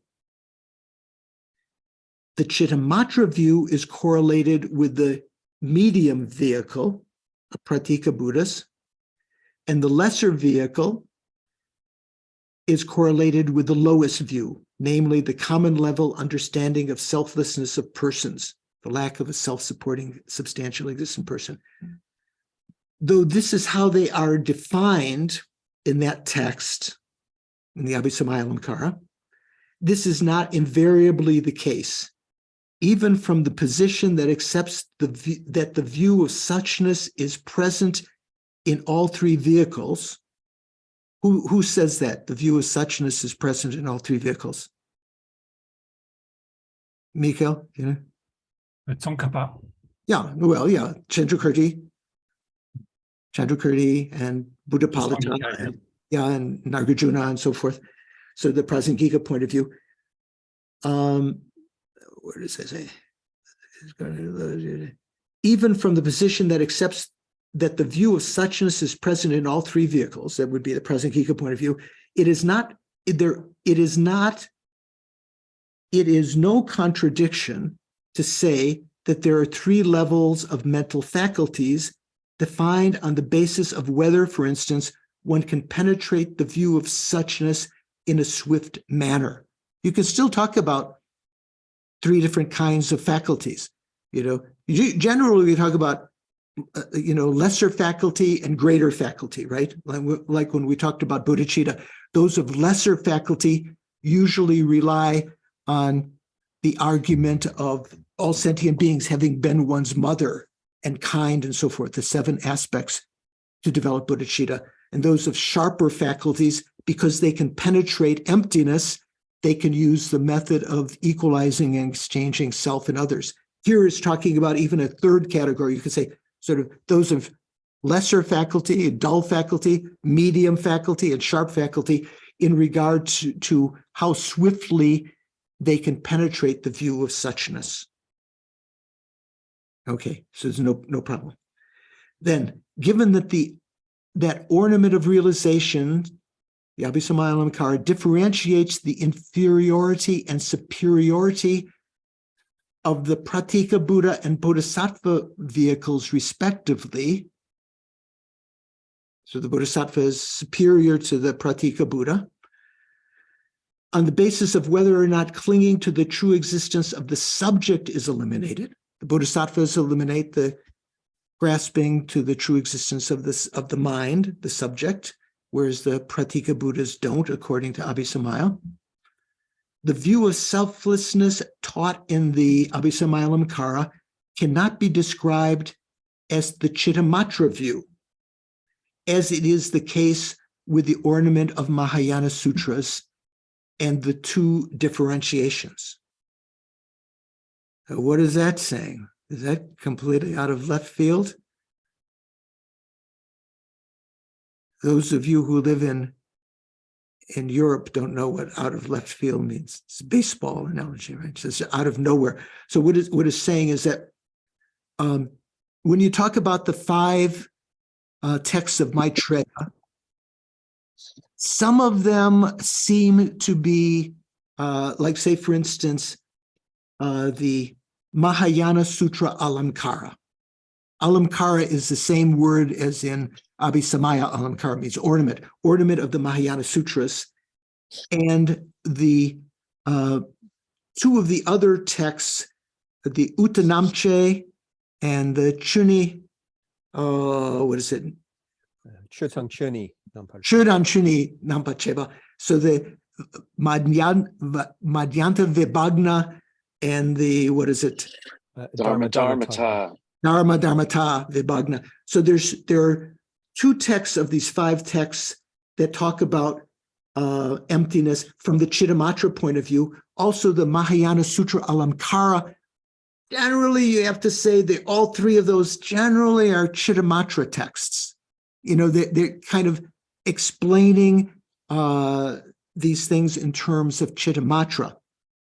So when he says here, the view of selflessness taught in the ornament of realizations, the Abhisamaya Alamkara, that's one of the other 5 texts, right? So what are the 5? We have the ornament of Mahayana Sutras, the analysis of phenomena and their realities, the Chudang Chuni Nampacheba, and then the analysis of the middle and extreme views. Those 3 of the 5 texts are definite Chittamatra. The Abhisamaya Alamkara and the Uttara Tantra are a little less clear. So the ornament of realization, clear realizations, cannot be described as the Chittamatra view, as is the case with the ornament of Mahayana Sutras and the 2 differentiations, these other 2 texts of the 5 texts of Maitreya. Even in India, there were approaches to reading the Abhisamaya Alamkara that interpreted it according to the Madhyamaka, as well as those interpreting it according to Chittamatra. Okay, so Abhisamaya Alamkara, generally Haribhadra is saying that it is Madhyamaka, it's Svatantrika Madhyamaka. Yogacara, Svatantrika Madhyamaka, whereas some people interpreted it according to Chittamatra. There thus is a need to say a lot about the reasons for these different interpretations. Fearing excessive length, however, I will not write about them here. And you're probably saying in the back of your mind, you're saying, thank goodness. Right? So let me read. So that last sentence. Jeffrey says, however, fearing too many words, I will not write about it now. Lama Tsong Khapa says. So I remember Geshe Sopa when Lama Zopa Rinpoche would ask some question, another question, then keep on going, and Geshe Sopa says, enough. That's enough. We're not going to go any further. Okay. So just a little bit further. The ornament of realizations, each case, this is his way of translating Abhisamaya Alamkara, also has the following stanza, which indicates that even among the Shravakas and Pratika Buddhas, some possess the realization of the selflessness of phenomena. And that famous stanza, I don't know, Doris, do you know this stanza? Where's Doris? Wave your hand, Doris. I can't see you. There you are. There you are. Do you know this stanza? Because no differentiation exists in the ultimate expanse, distinctness of lineages cannot be sustained due to particularities of the supported attributes. Distinctions are spoken of in relation to it. Oh, I don't like that translation. Okay, my mind just exploded. So do I know this stanza? Not right now. No, okay. So this is, Hopkins translates it, I think, much more accessibly. He says, the element of qualities, and even, you should say Dharma Dhatu. Dharma Dhatu is this Chuki Ying. Chuki Ying la Yerme Chir. This is very famous if you've read these things. This is one of the verses in the Abhisamaya Lamkara that Prasankika says, oh, the final view, even though it looks like Svatantrika, the Yogacara Svatantrika Madhyamaka, its final view is Prasankika because it says, Chuki Ying la Yerme Chir, because there's no differentiation in the Dharma Dhatu. Dharma Dhatu means what? Do you know? Or as Jeffrey translates, element of qualities. What did Chimpa call here? Ultimate expanse. It's just like, why call it that? The Dharma Dhatu. The element of qualities or the Dharma Dhatu has no divisions. What is the Dharma Dhatu? Does anyone know? Karen, do you know what Dharma Dhatu is?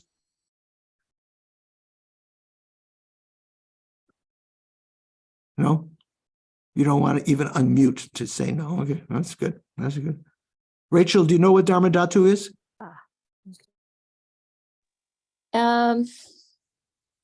Chuging. Chuki Ying, yeah. Okay. Dharma Dhatu.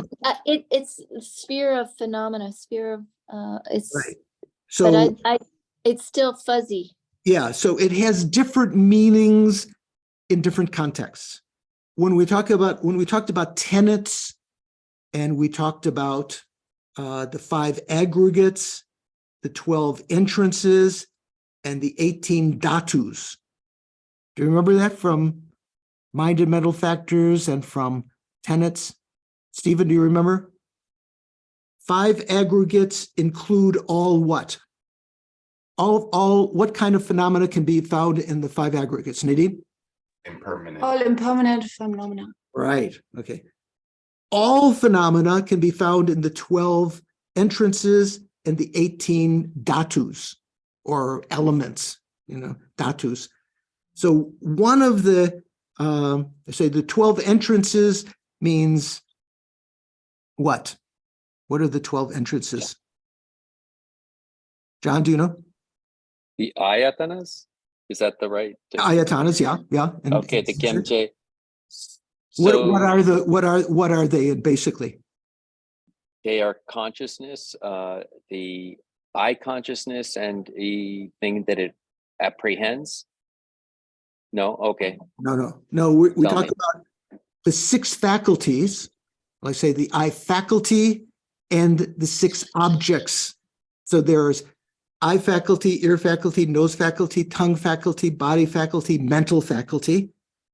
and then their specific objects, right? They are all, that is visual forms, sounds, odors, taste, tactile phenomena, and phenomena in general.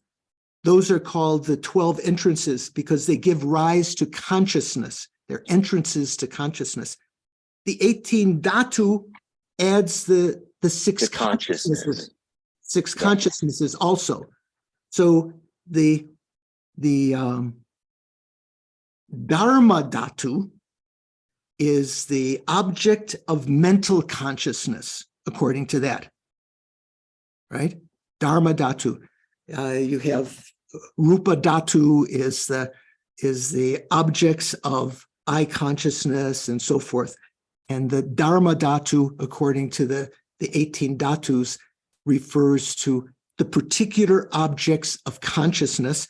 And then by extension, you can say the most important Dharma dhatu is emptiness, because that's an object that's exclusive to mental consciousness, right? You can't perceive emptiness with the eye consciousness, the ear consciousness, nose, touch.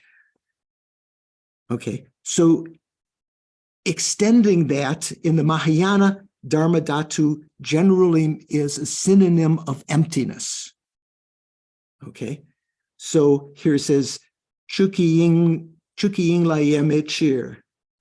So there are no differentiations in the Dharma dhatu. That means there's no hearer vehicle, there's no pratika Buddha vehicle or lineage, and there's no bodhisattva lineage in the sphere of emptiness. Like in the Heart Sutra, in emptiness, there is no eye, no ear, no nose, there's nothing you can differentiate in emptiness. There's no mental proliferations in emptiness.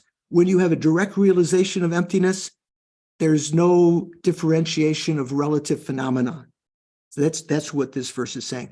So Jeffrey's translation is the Dharma dhatu, he says element of quality. So the Dharma dhatu has no divisions. Therefore, the lineages cannot be different. This is kind of like saying there is just one final lineage. There's, from the point of view of emptiness. Divisions of the lineage are thoroughly imputed through differences in the dependent phenomena. So it's just talking about from the relative point of view, there is a Shravaka path, Pratika Buddha path, Bodhisattva path, or lineage, when we talk about the lineages. When we talk about lineage, do you know what we're talking about here? Tenet. Tenets? No. Yeah, if it's talking about lineage, it's talking about divisions of lineage are thoroughly imputed. Oh, difference between Shravaka, Mahayana, and what does vehicle. Lineage mean? Like, say, if you are the Shravaka lineage, if you are the Pratika Buddha lineage, or if you're the Bodhisattva lineage. Lineage, we talked about earlier when we said when the Bodhisattva reached the first bhumi, they entered into the lineage of the Tathagatas, right? The Tathagata lineage. Earlier was when they generated great compassion, they awakened the Mahayana lineage. When they entered in the path of accumulation, they not only awakened the Mahayana lineage, they entered into the Mahayana lineage. They were of the Mahayana lineage. That means of a family, of a stream that will lead you to, the goal of the Mahayana, the lineage. There is, from the Hinayana point of view, there is a particular, everyone has a particular lineage, which is kind of like, who knows where they think it comes from, due to your predispositions and your karma and so forth, that predisposes you to either become a hearer, a Shravaka, follow that path, that lineage, or if you have a slightly different combination of karma and predispositions and interests, you'll follow the Pratika Buddha path. And if you have different ones, you follow the bodhisattva path. So 3 different lineages. From the Prajnanika point of view, and from the point of view of even from this verse from the Abhisamayalankara and from verses in the Uttara Tantra, it seems that ultimately everyone is of the same lineage. That is, we all have the Dharma Dhatu as our basic constituent. That is, we all have emptiness of the mind. We all share that, and therefore we're all eventually destined to one final goal. We'll all become eventually Buddhas. It's not as though some people become Shravaka Arhats and that's the end, especially if from the Hinayana point of view, if you get snuffed out, your consciousness no longer exists, or you become a Pratika Buddha Arhat, somehow more advanced than the Shravaka Arhat, and then you're snuffed out, and that's the end. There's no chance to do anything else. From the Prajnanika point of view, all of the individuals share the same emptiness of the mind. That's basically what this verse is talking about. So just go a little bit further. The text says, with respect to the term ultimate expanse, and then Jimpa puts here in parentheses, Dharma Dhatu, right? Remember Dharma Dhatu. The light on the perfection of wisdom in 25,000 stanzas says, what is the light on the perfection of wisdom in 25,000 stanzas, 25,000 lines? Is that a sutra? Commentary? It's a commentary, right? It's a commentary by who? If you looked at the note, you'll know, right? Arya Vimuktisena. There you go, Arya Vimuktisena. Remember, we were talking about earlier Vimuktisena of the 17 pundits of Nalanda, right? Vimuktisena was before Haribhadra, and he was one of the first who wrote a commentary on the Prajnaparamita Sutras and on the Abhisamayalankara. Haribhadra kind of revised Vimuktisena's view, but Vimuktisena is considered to be a very important and reliable commentator. Okay, so in that text where he's commenting on the 25,000, remember there's the 8,000, 25, 100,000 verse Prajnaparamitas. He wrote a commentary particularly on the 25,000 verse. He says, conceptualization or thorough conceptualization refers to manifest clinging to entities and their signs. Since the ultimate expanse, since the Dharma Dhatu is devoid of such conceptualization, understand this to be the absence of attachment itself. This non-existence itself is the thatness, which is another synonym of emptiness, right? This, of all phenomena. This non-existence itself is the thatness of all phenomena. Therefore, it is stated here that because it is the ultimate expanse, because it is the Dharma Dhatu itself, which is the cause of the qualities of the Aryas, the natural abiding lineage is the basis of meditative cultivation. Whoa, again, lots of words. Karen, are your eyes glazed over? No, okay. Jennifer, are you following a little bit? I think so. I think he's saying that because we all share the lineage of the Dharma Dhatu, because all beings have the emptiness of the mind, that is the basis of staple of meditation. Yeah, that's good.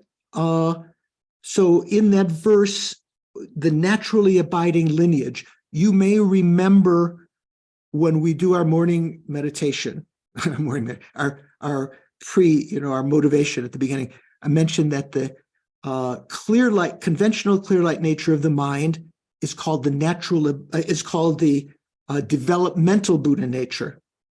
The emptiness of the mind, not just, so its ultimate nature, not just its conventional nature, its ultimate nature is the emptiness of the mind is called the naturally abiding lineage, or the naturally abiding Buddha nature.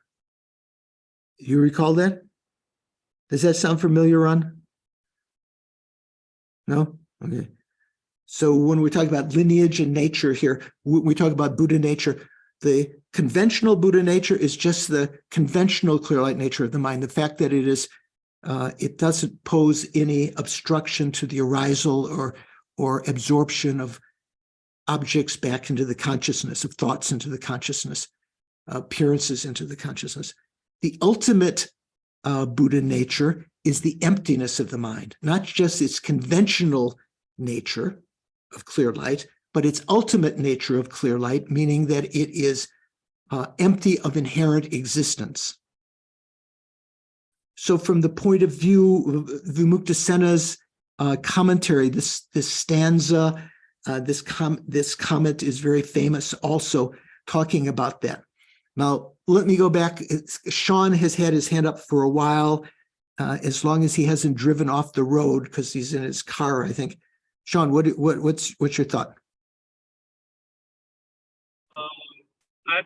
I'm just wanting to clarify. So when you say Dharma Dhatu and that there's no distinguishable qualities in the Dharma Dhatu, but there are apparently distinguishable qualities of Buddha nature. There are distinct. Here it says.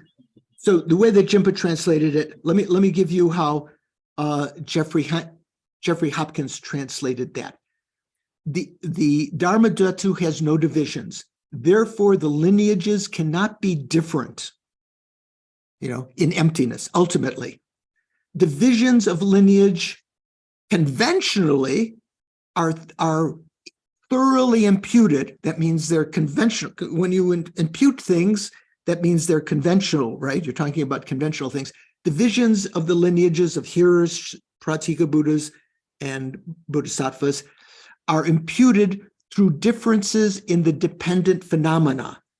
That means, on the interests, dependent phenomena here means in the mind stream of the person, what their interests are, what their karmic imprints are, any obstacles in their mind. Those are the dependent phenomena that you can say, oh, that person is of hearer lineage because they're going to go into that.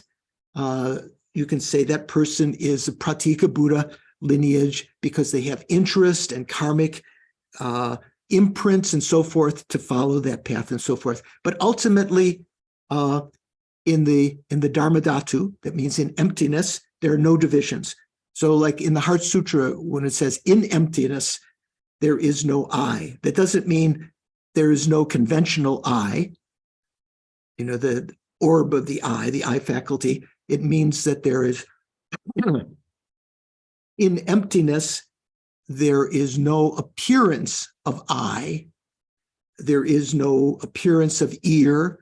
There are no 12 links. There is no attainment, no non-attainment in emptiness, in the Dharma Dhatu.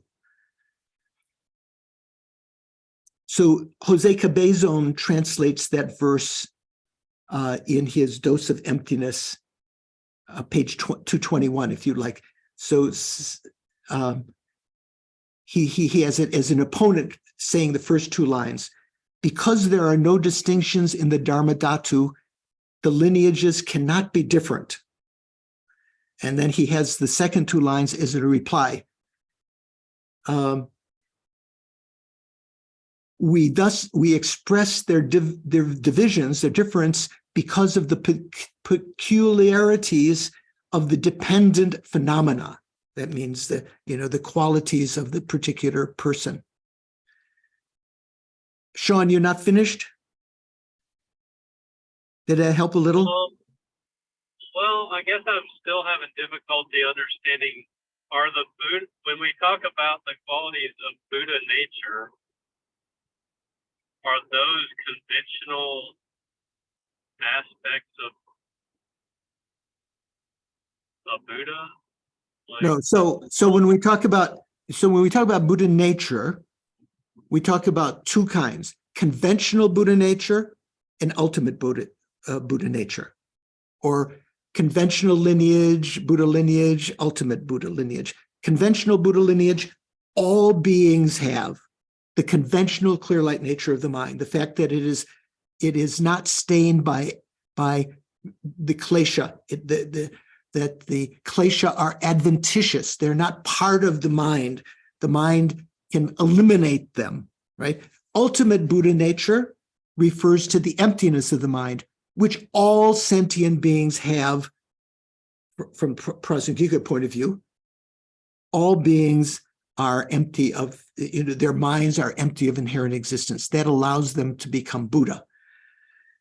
When you talk about lineage in terms of Shravaka lineage, Pratika Buddha lineage, and Bodhisattva lineage, means a little bit different. It means it's talking about, because in emptiness, they're all the same, but conventionally there are differences in the individual persons due to their past history and numberless lives in the past, karmic imprints in their mind stream, their particular interests, möpa and wishes, dumpa. They have particular path that they are inclined for temporarily.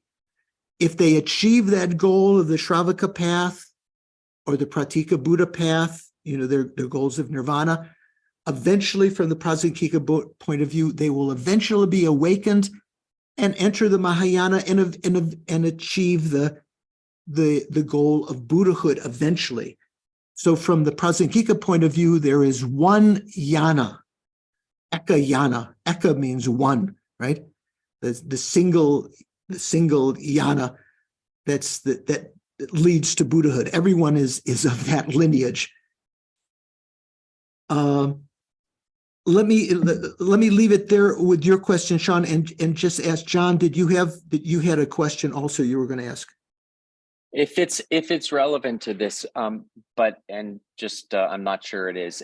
I remember, without any specifics, reading in one of the 5 Maitreya texts, I think it's the Sutra Alankara, that there is some theory of a lineage of those who do not actually have the Buddha nature.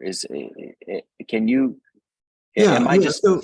So when we even in Hinayana, in the Abhidharma tradition and so forth, there's some that are said to have their lineage is cut off, that they have no lineage, they can't go anywhere. They're not going to become a Shravaka Arhat. They're not going to become a Pratika Buddha Arhat. They're not going to become a Bodhisattva or Buddha. And that has to do with the idea of cutting off the roots of virtue.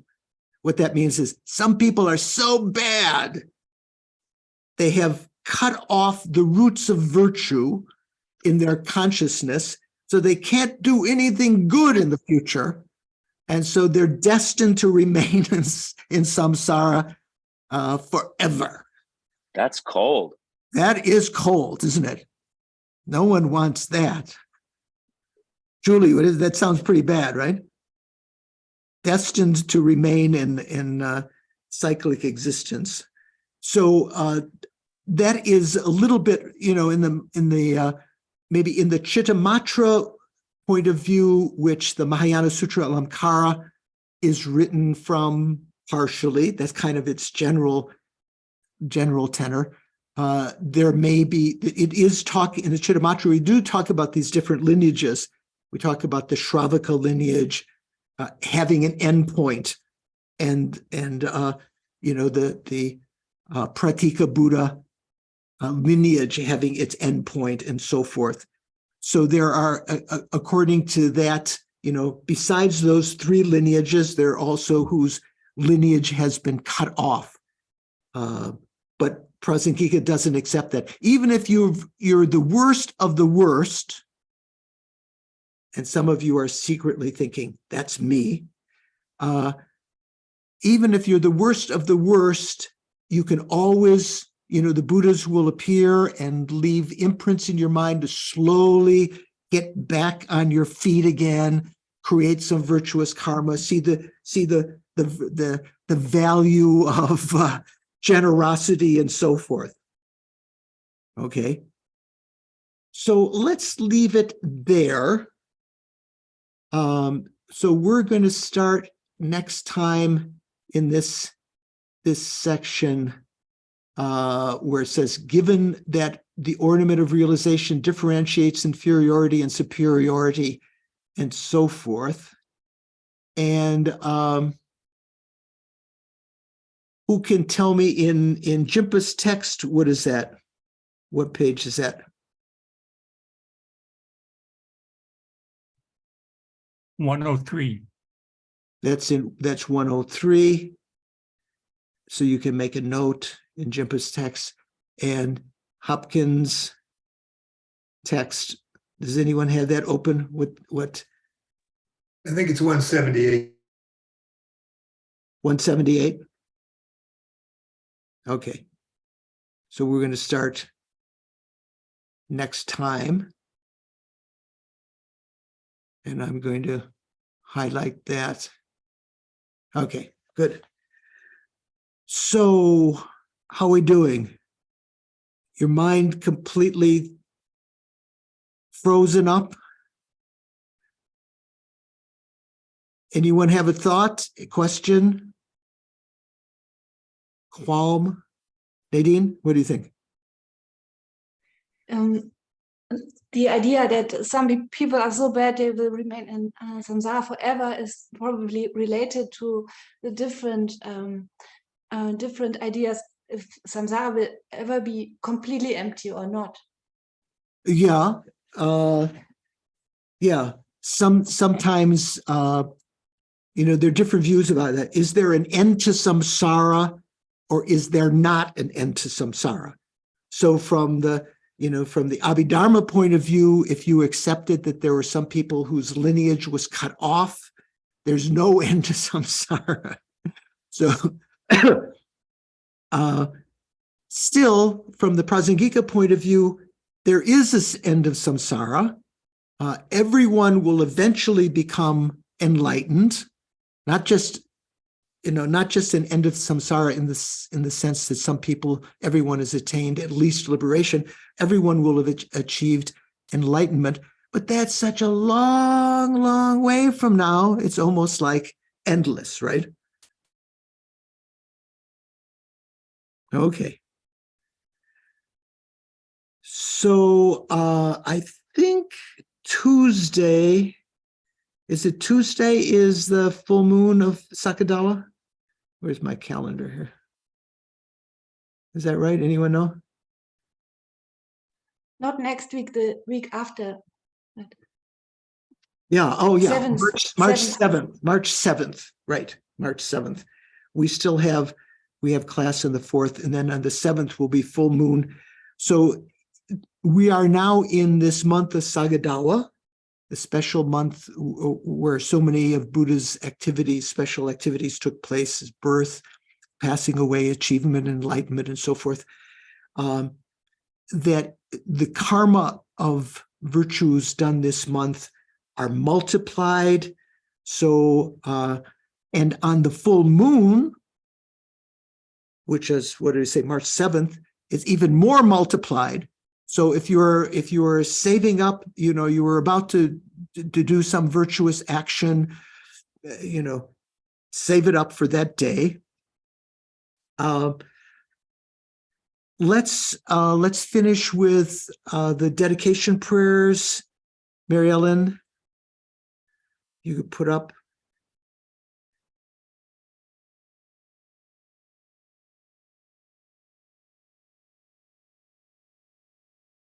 Jennifer, so I thought Sakadawa is the 4th month. Oh yeah, okay. So what about that? Someone said Jennifer says she thought that Sakadawa is the 4th month. Is that was your statement, right, Jennifer? Yes, I thought so. I thought these 15 days are the karmic multipliers, and then the Sakadawa is more like towards May or June, and that's like the 4th month. That's what I thought, unless Yeah. others know. So the 4th month means the 4th lunar month. So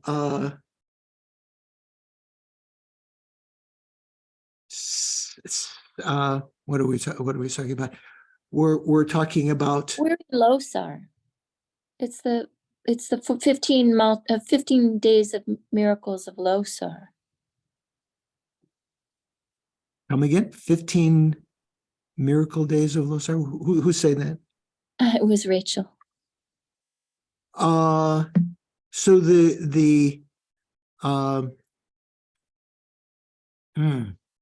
I think Chotroduchin is on the 7th. Say again, Marilyn? I think Chotroduchin is on the 7th.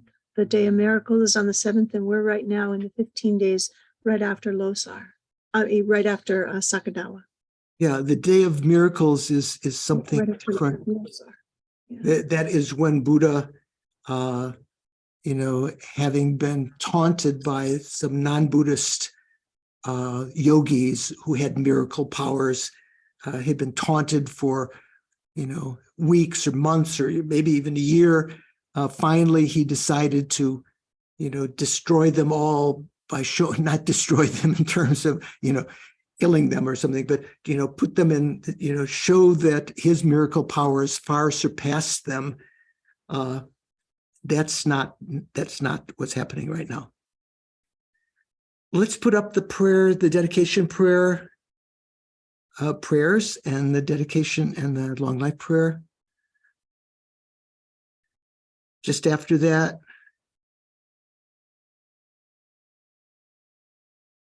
okay. So think that we've created some virtuous karma, some virtue today due to our motivation and our concentration and our perseverance. Due to the merits, due to these virtues, Gewadi, may I quickly attain the state of being a Guru Buddha and lead all migrators without exception into that very enlightened state. May the supreme precious bodhicitta that has not arisen, may it arise and grow, and may that which has arisen not diminish, but increase more and more. And the long life prayers for Lama Zopa, you who uphold Shakyamuni's moral code, serving as the bountiful bearer of all, sustaining, preserving, and spreading Lama Tsongkhapa, who's the emanation of Manjushri, victorious doctrine, masterfully accomplishing magnificent prayers, honoring the triple gem, savior of myself and others, your disciples.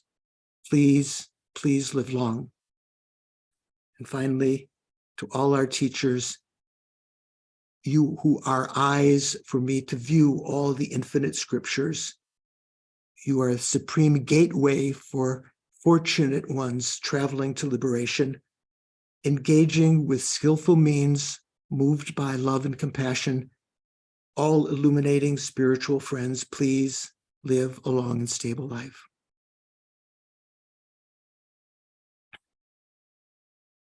Okay. So thank you for your patience and perseverance. If you have time on Monday, 2:00 Eastern time, I kept on getting it wrong before, saying 1:00. We'll have discussion group. We'll talk about some subjects for a little more than an hour, and look forward to seeing you next week. Thank you, Venerable George. Thank you, care, Venerable guys. George. Venerable George. Good. Enjoy George. Sakadawa. Take care.